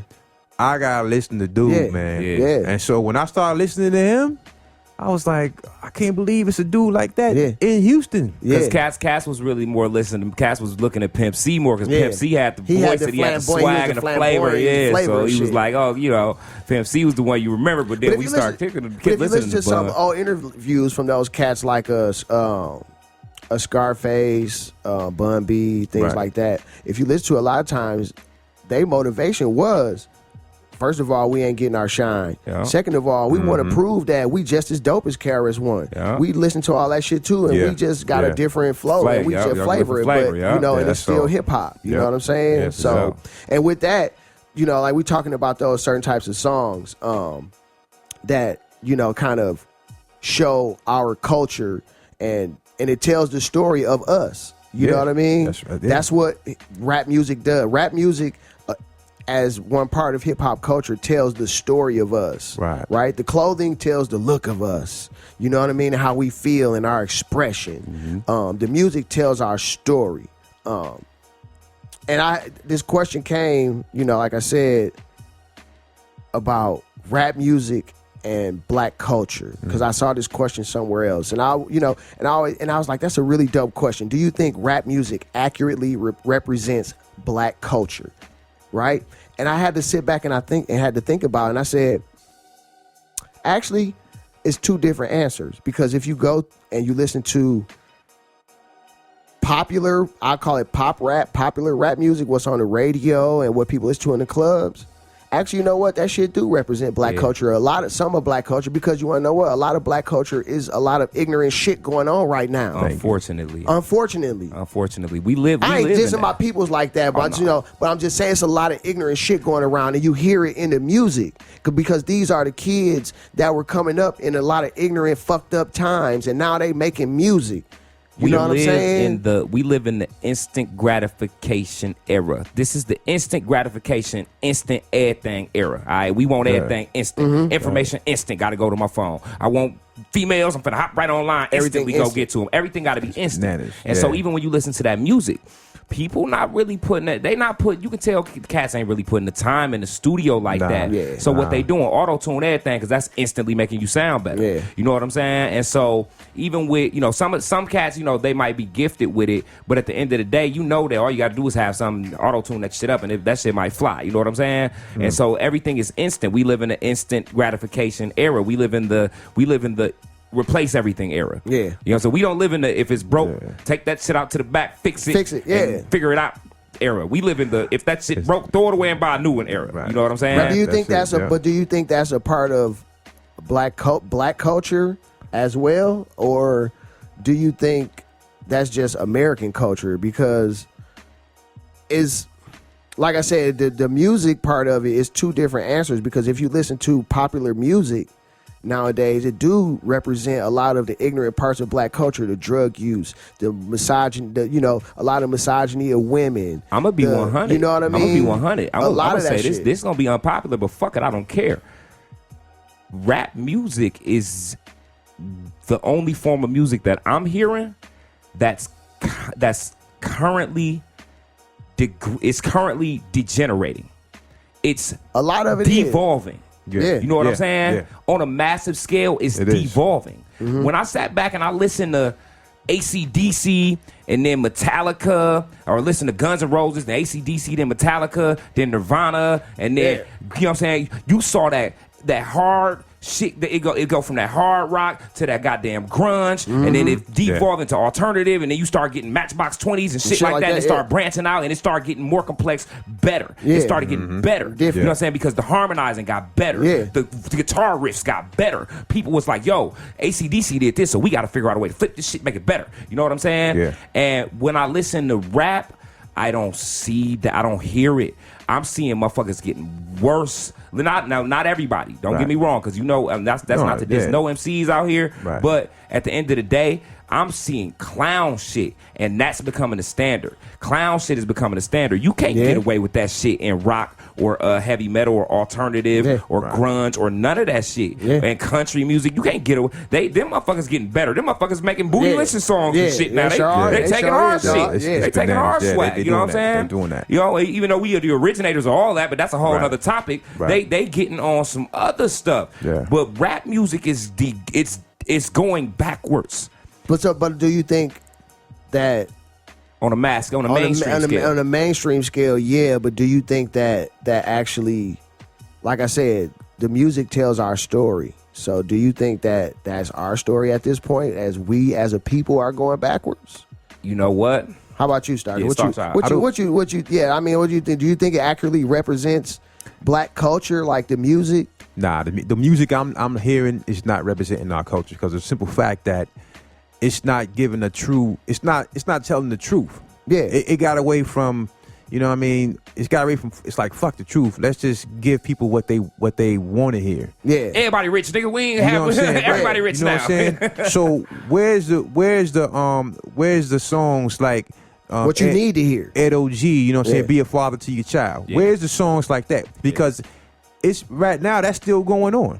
So why not somebody make a song about being a father to your child, or you know what I'm saying, something like that. So it's now it's to the point now where what's being pushed out there is like, hold on, somebody's like, yo, that's not us. That's like somebody giving. That's like somebody saying, hey, I'm you. Yeah, like, you ain't me. Right, I'm me. Like, they gonna tell me who I am. I just woke up and looked in the mirror this morning. What you talking about? You don't have the means to say, yo, this is not me. You don't have the means to defend yourself. And now it's like, nope, pushing you to the back. Nope, this is him right here. Yeah. You know, and that's what's happening, man. So you getting stuff on the radio, and that's why I don't listen to the radio, man. But you getting stuff on the radio now, they think, and this ain't no shot to this kid, he can do his thing, God bless him. Now they thinking cats like Kodak Black is what's happening. Yeah, and when this dude say something that he be saying some, he stay disrespectful shit. You know like I'm on the same level as Pac and Nas and them. And it's like, dog. But this is what I'm saying though, is those are the people that have came up in our culture and in black culture, and as these kids, and now they're maturing into adults. Well, and they are a reflection of their surroundings and how they were brought up. Yeah, that's what they are.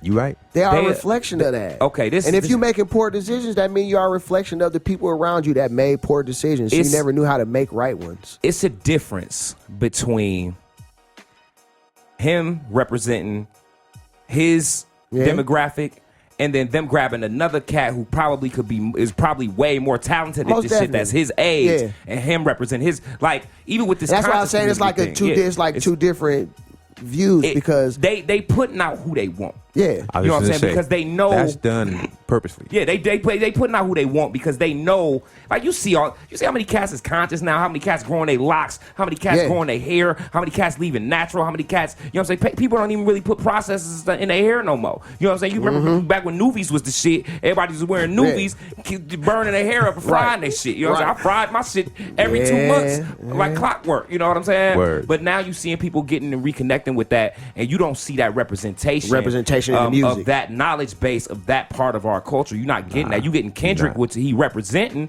Kendrick is one dude that I love, but and then you getting J. Cole's. You always get the couple. They'll throw a couple at you. You know what I'm saying? A couple at you, but they gonna throw a whole wave of them other ones at you. You know what I'm saying? And they gonna be popping because they hitting the high schools and they so easily influenced that they like, oh these motherfuckers is popping, and that's what comes out. So it's a double-edged sword with that, man. But I just wish that.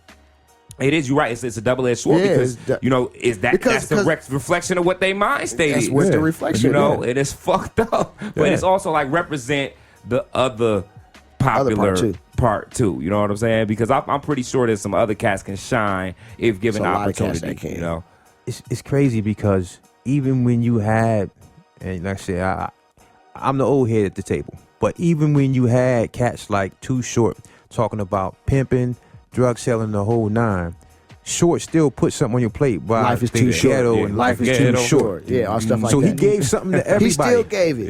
He give and that's everybody what that's what I be saying. Like, I ain't telling you to drop no whole conscious like knowledge. Right. But not nobody telling you that. Right. But can we have something? Balance it out. Balance it out a little bit. Balance out there. It's not I'm telling you. And then you can accurately represent black culture because black culture is.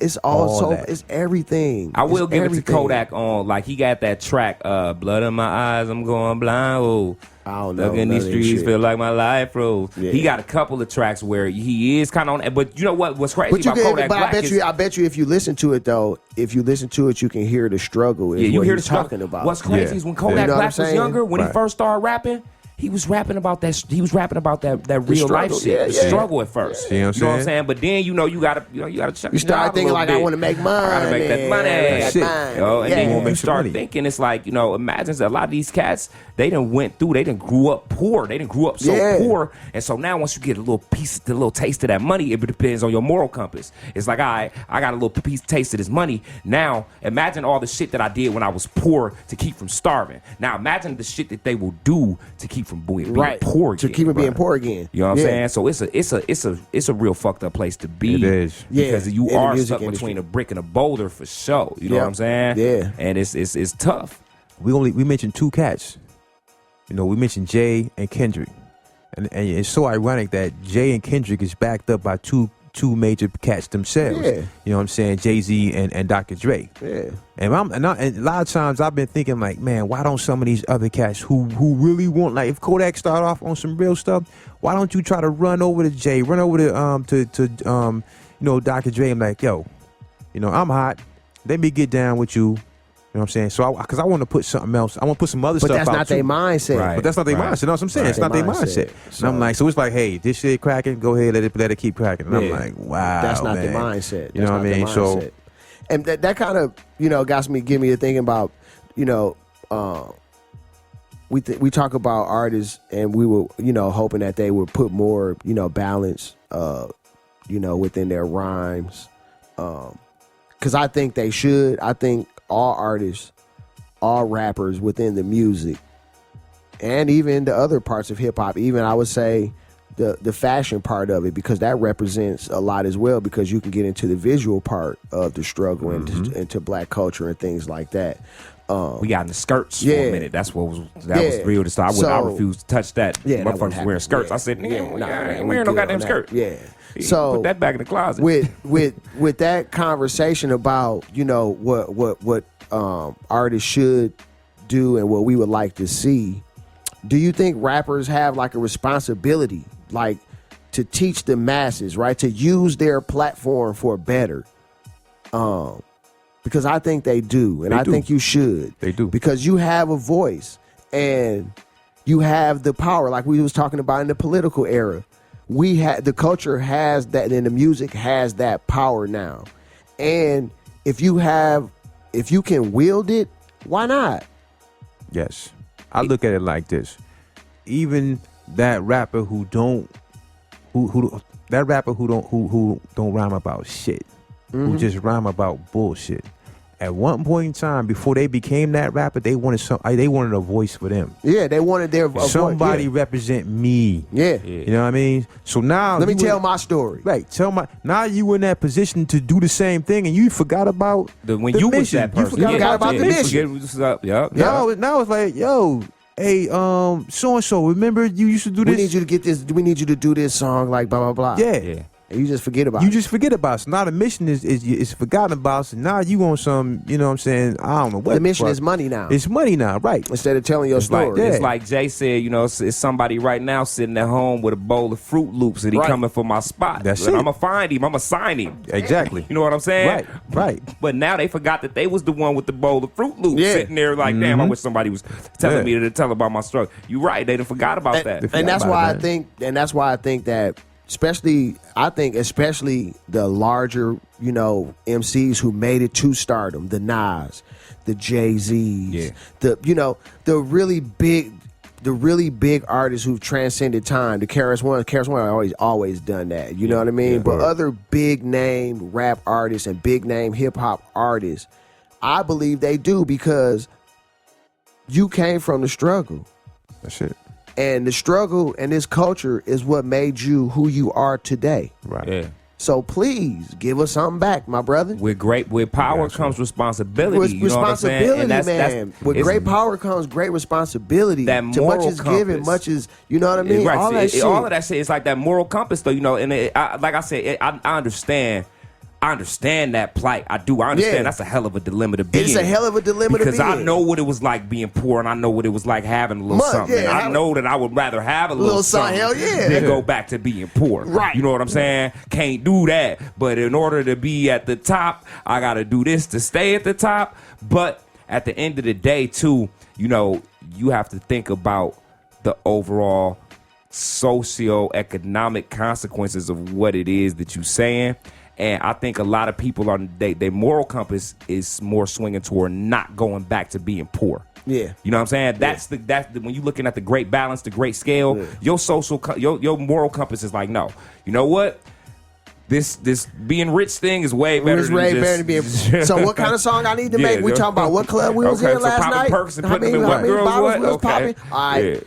And that's where it is. That's where the great conflict comes in. Me and my wisdom, we had just took our son to his first. I'm gonna call it hip hop because this dude is an MC. Took him to his first hip hop show, man. Last summer, man. We took him to go see Logic.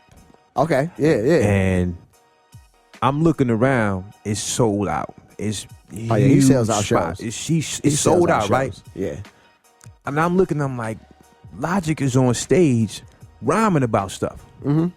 This kid gets busy. Yeah, he was rhyming about stuff with substance. Even some of the songs he was singing, he was rhyming about something. He get busy. Yep. Yeah, and I'm saying to myself, if he can do this, how come sell out shows? And sell out shows. Yep. Why can't cats like Travis Scott and who was the other kid, man? It's a lot of them I see just hopping around like they got ants in their pants, man. Well, I mean, because Logic is half black, right? Yeah, he is. He's half black. You know what I'm saying? But he could pass. Yeah, he could pass. You see what I'm saying? But that's where that larger landscape of that racial, you know what I'm saying? That's when you start dealing with the racial politics of everything, because you're right. But you also got to look at, you know, when I met Talib, Summerfest when he came here. I think it was 2009, something like that. And when I met Talib, dude actually quoted one of my lines. I spit backstage for him. It's on my YouTube channel. I spit backstage for him, and he quoted one of my lines. He was like, "Yo, keep my name out your mandible. That shit dope." You know what I'm saying?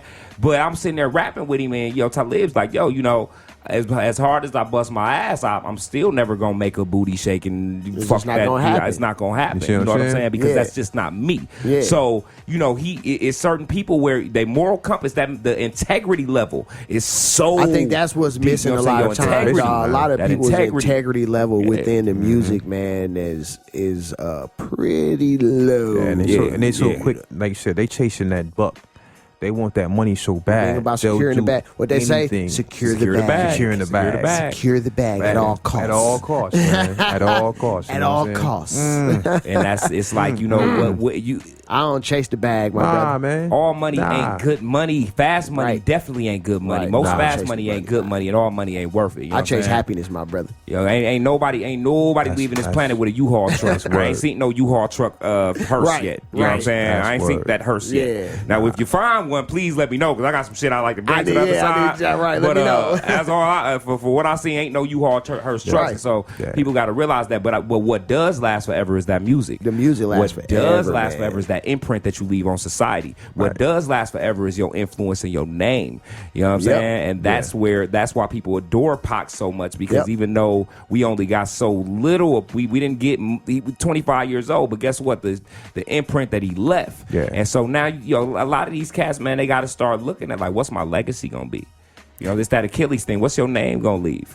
Are you gonna leave pop perks, pop perks, pop perks, pop a bunch of perks, then I fucked a bunch of girls, then I went to sleep, woke up, popped some more perks, like, damn, that's what you gonna leave, huh? 40 years from now, you gonna be the pop the perks dude. King, you know what I'm saying? And that's why you got people out here who can still do shows. Like, that's why you got cats like Big Daddy Kane who can still do shows from a joint that he made 30 years ago. And still rock them. He can sing Word to the Mother. Yeah. And everybody be like, oh, you know what I mean? He can drop that joint and it's jewels on it. Yeah. And he can still do it because he didn't, you know what I'm saying? He didn't be like, yo, I'm doing this for the money. He did that out of love of hip hop, man.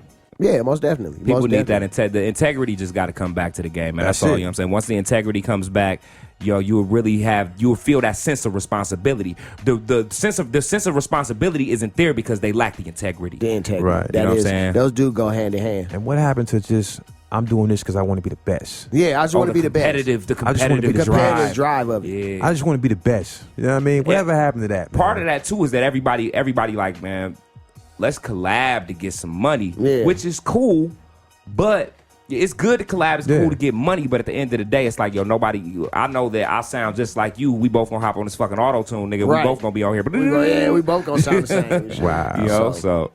But yeah, I think that's a good point, though. The integrity. Yeah. And I think those two go together, man. You know, your moral compass and all of that good shit has to be in line for you to actually say, okay, I'm going to take this responsibility, and I'm going to, like you said, Too Short was pimping. Mm-hmm. He did make the Ghetto, and all that shit. He still threw other stuff in there, you know what I mean? NWA still, they made shit, that shit was gangster as fuck, but it was still talking about something. Still getting something. And some of these young cats, not to cut you off, some of these young cats, they do make some of that shit, but that's not the shit they push out. No, it's not. You know what I'm saying? And then that's also, as an artist, sometimes you got to stand 10 toes down on them, be like, no, this is what I'm putting out. When Pac dropped Brenda's Got a Baby, he stood 10 toes down on them. Like, no, this the fucking single. Yeah. This is what's coming out. I don't care how depressing it is. We shoot the video, all that, and that's what we finna do. You know what I'm saying? So it's that, once again, that integrity. You got to stand 10 toes down. If you want everybody to respect your real, you got to make sure they hear your real. You know what I'm saying? Because I could be completely wrong sitting here saying everybody is popping perks, but but I could be. But if that's not all you doing, make sure that's not all we talk see. about something else. Right. Make sure that's not all we hear. Right. And part of that is your responsibility as the artist. Right. You have a responsibility. It was a video on the internet a few years ago where it was Young Thug out there. Mm-hmm.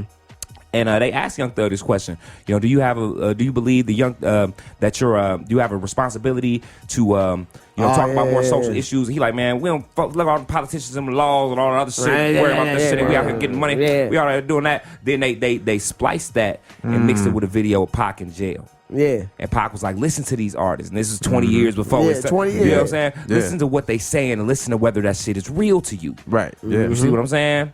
Everybody not rich. Everybody don't pop perks. Everybody ain't got it like that. We ain't got it like that. You know what I'm saying? You got to check the cloth that those cats are cut from too. Yeah. You know what I mean, you could never do that. Cut from the cloth of I could never do that. I could never make no shit. That shouldn't even cross my mind. You could never do that. Yeah. You know what I'm saying? So you got to look at who, you know what I'm saying, that cloth they from, man. And who are some of your dope, conscious, like, political knowledge rappers, man? Like, that made, just, for what they stood for and shit like that. I once again, and it's probably back to my top 5, man, because of that. Melly Mel, KRS-One, Rakim, Chuck D. Yeah, Chuck D was Chuck a D monster. gave to you. Also, Ice Cube. Cube did spit a lot of jewels, yeah, man. Listen, Cube when Cube left, well, I ain't gonna say when he left because he was giving it to was you right in that shit in NWA. NWA. You know what I'm saying? Yeah. But when he got with the Bomb Squad, man, in New York, man, Yeah, it was- Bomb Squad did take him that.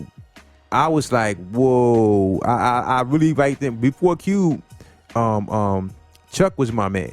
Yeah. And when Cube got with the Bomb Squad, I'm like, whoa, Chuck, he coming for you. Yeah. Right, You know what I mean? right. And so, but Cube really, even now, his new stuff, you know what I'm saying? He had a joint, man, called Cry Now, Laugh Later, something like that, man. That was still on that classic, giving you, political stuff, man, that's going on right now. How about you, Dion, man? Who are some of your favorite conscious favorites? like, we didn't just look. I'm gonna keep mentioning this. Y'all not gonna hop on here and say this nigga love Pac, but I love that nigga Pac. I mean, I Fuck know that. Pac is one of your I love favorites. Pac. I know that So already. Pac go at the top of the list, man. Even man, the 7-Day Theory.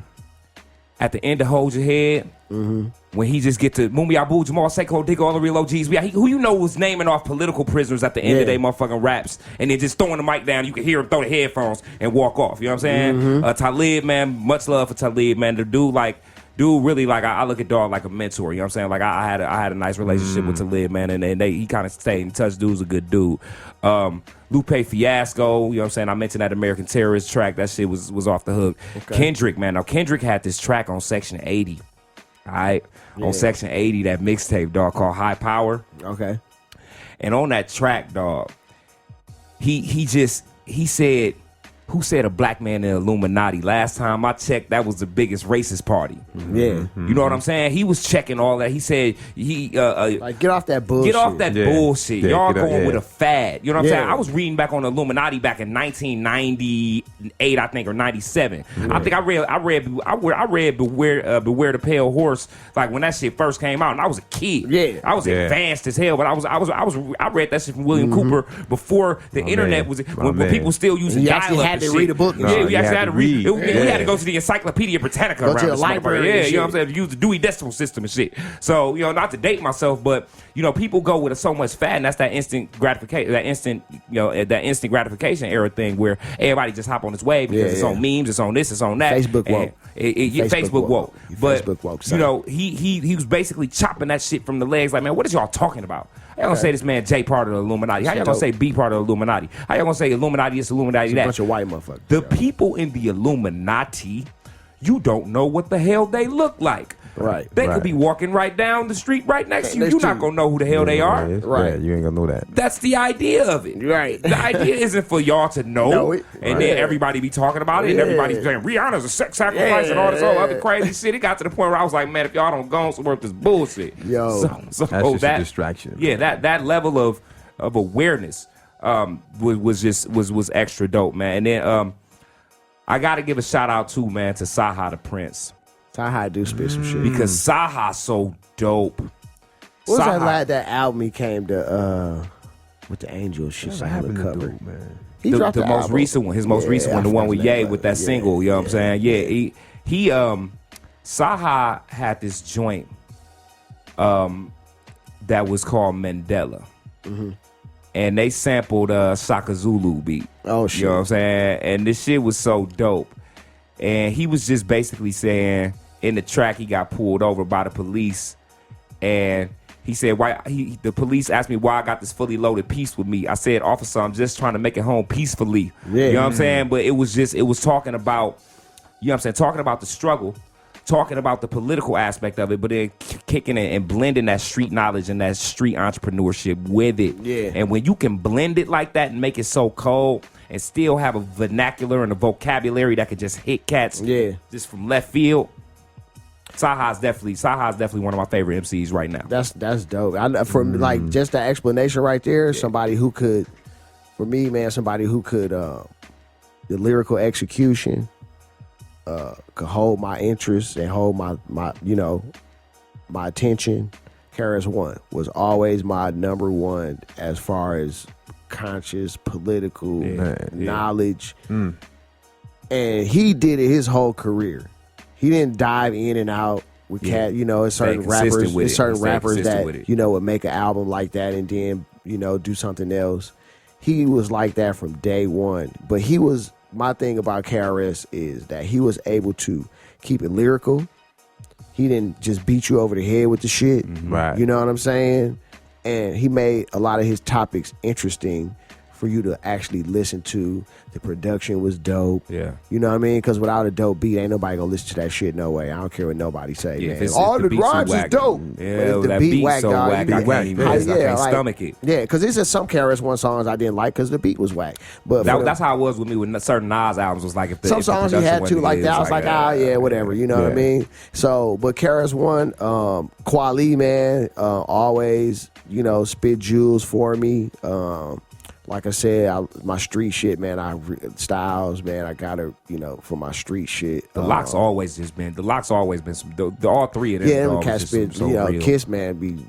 Drop jewels as well. Styles is my man. Styles my man though, yo. Like out of all three Styles of them, we can't forget Sheek Luke since we talking about all of them. Sheek, We can't forget about Sheek Luke. Sheek is the muscle of the group. Yeah, he the muscle. He the muscle of the group. Right. But Styles, Silverback. Oh my word. Yeah. Styles, man. Styles, that's my dude right there. Man. Y'all remember that Styles P Gangsta and the Gentleman where he had that song?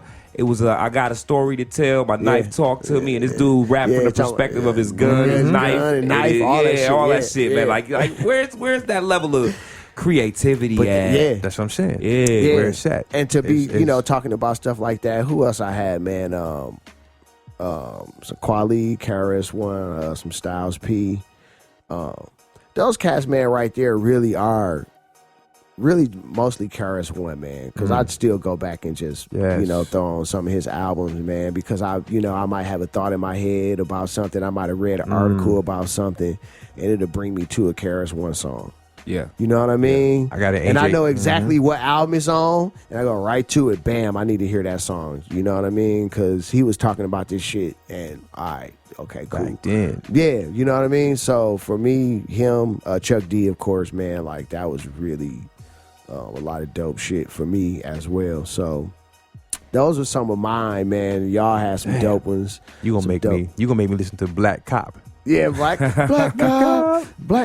I had before we go, man. Another one to the playlist. Yeah, so before we go, man, since everybody here got kids, man, I always like, we was talking about something earlier, but I kind of had the question about introducing hip hop and rap music to your kids, man, and because you was talking about like when we were kids, and we got our hip hop from you. Do you feel that's important, man? To since your son is older now, even when he was younger, did you feel that was important when he was younger to introduce him to a really dope hip hop culture, a really clean, nice, good, authentic rap music? No doubt. And listen, even my daughter, she's 27.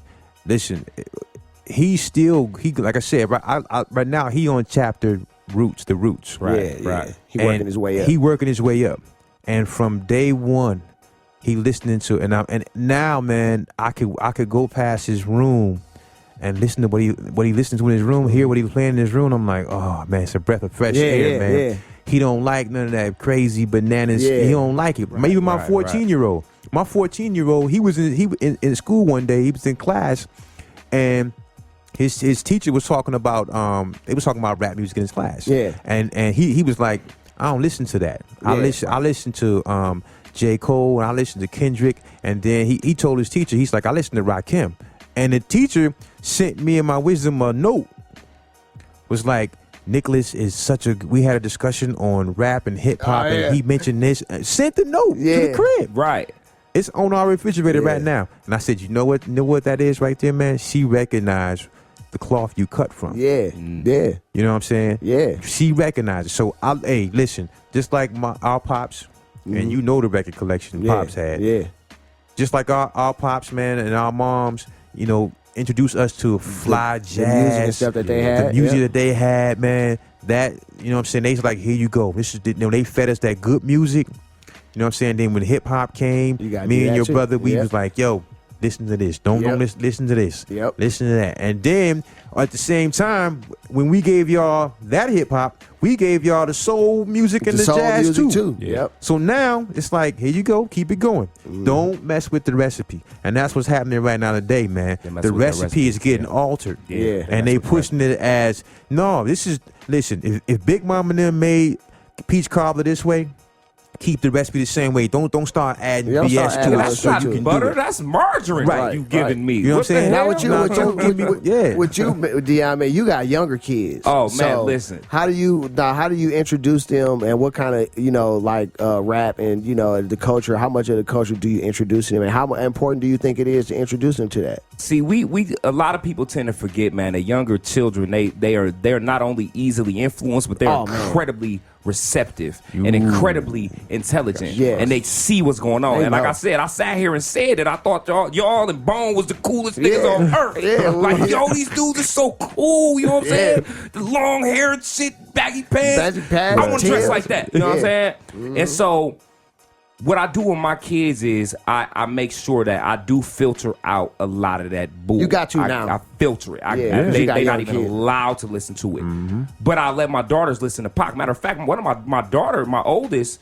Hail Mary is one of her favorite songs. Okay. You know what I'm saying? And I put the edited version on, even though I know she know what it say. She know what it say. But I put the edited version on, and she be like, Dad, put on Hail Mary. You know what I'm saying? And I let my shorties listen to reggae, but I let them listen to, I kind of wean them into what I need them to listen to because I'm, once again, cut from that cloth, So I'm making sure that the things they listen to aren't going to corrupt them, but it is going to inspire them and spark them. You know what I'm saying? So I do make sure that I ease them into the good stuff. I let them listen to some modern stuff, but nothing super inappropriate. I know when I was younger, man, and my daughter was young, and my daughter 18 now. She'll be 19.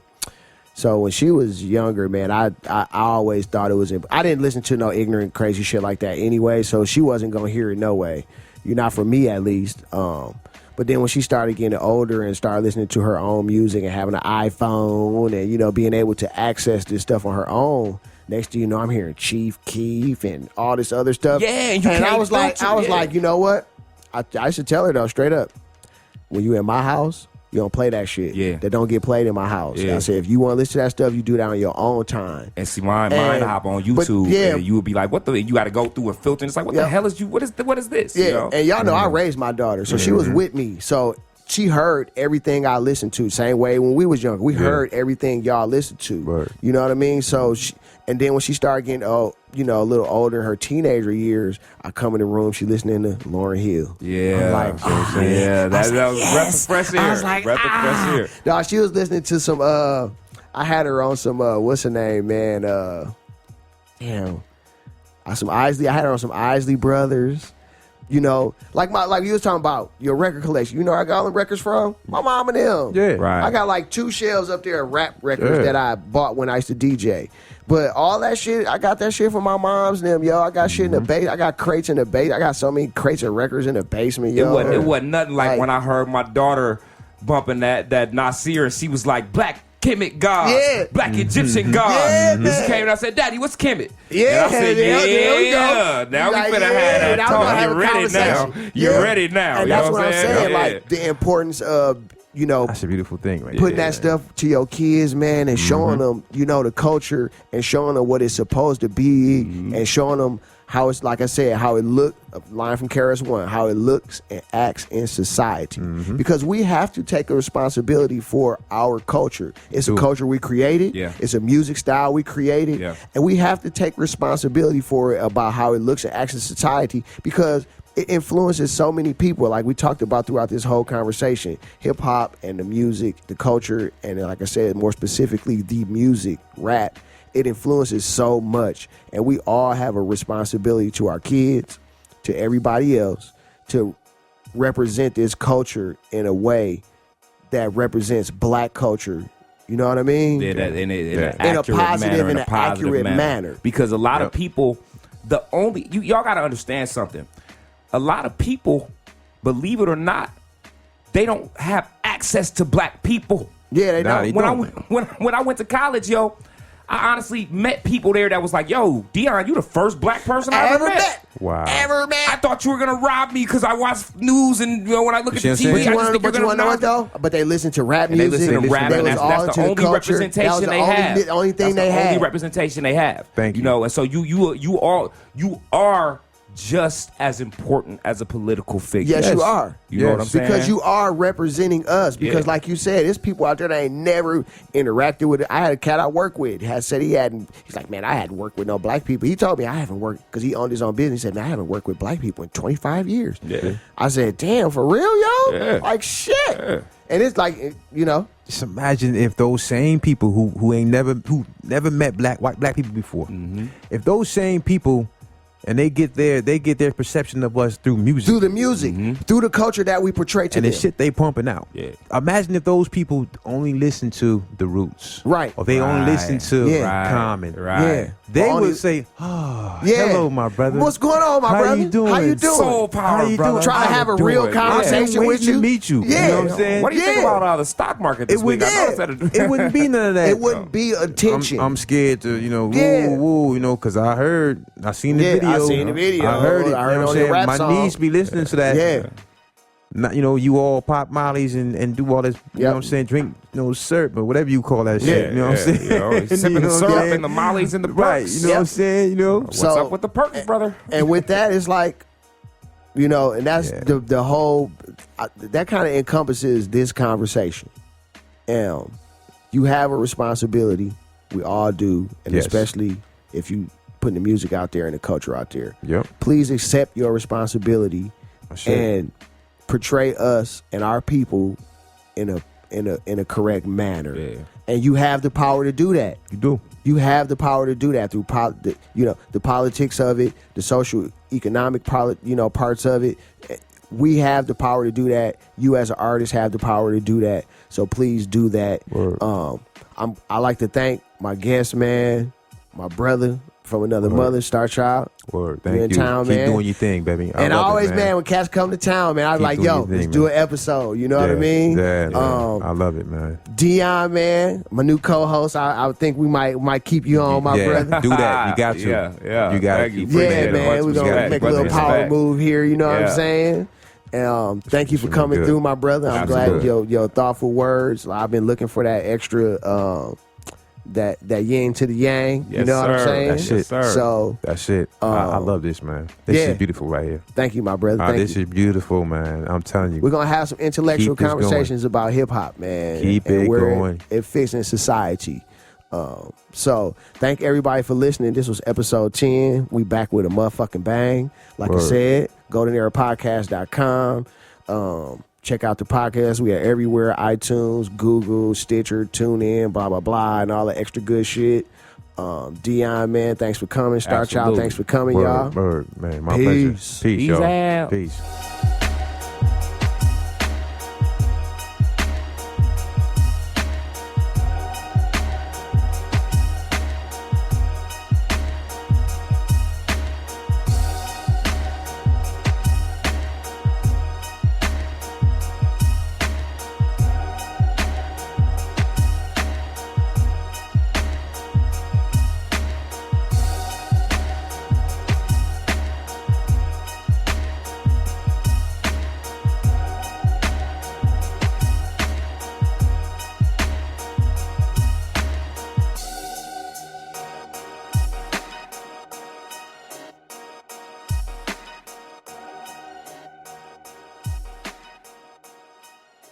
This is the Golden Era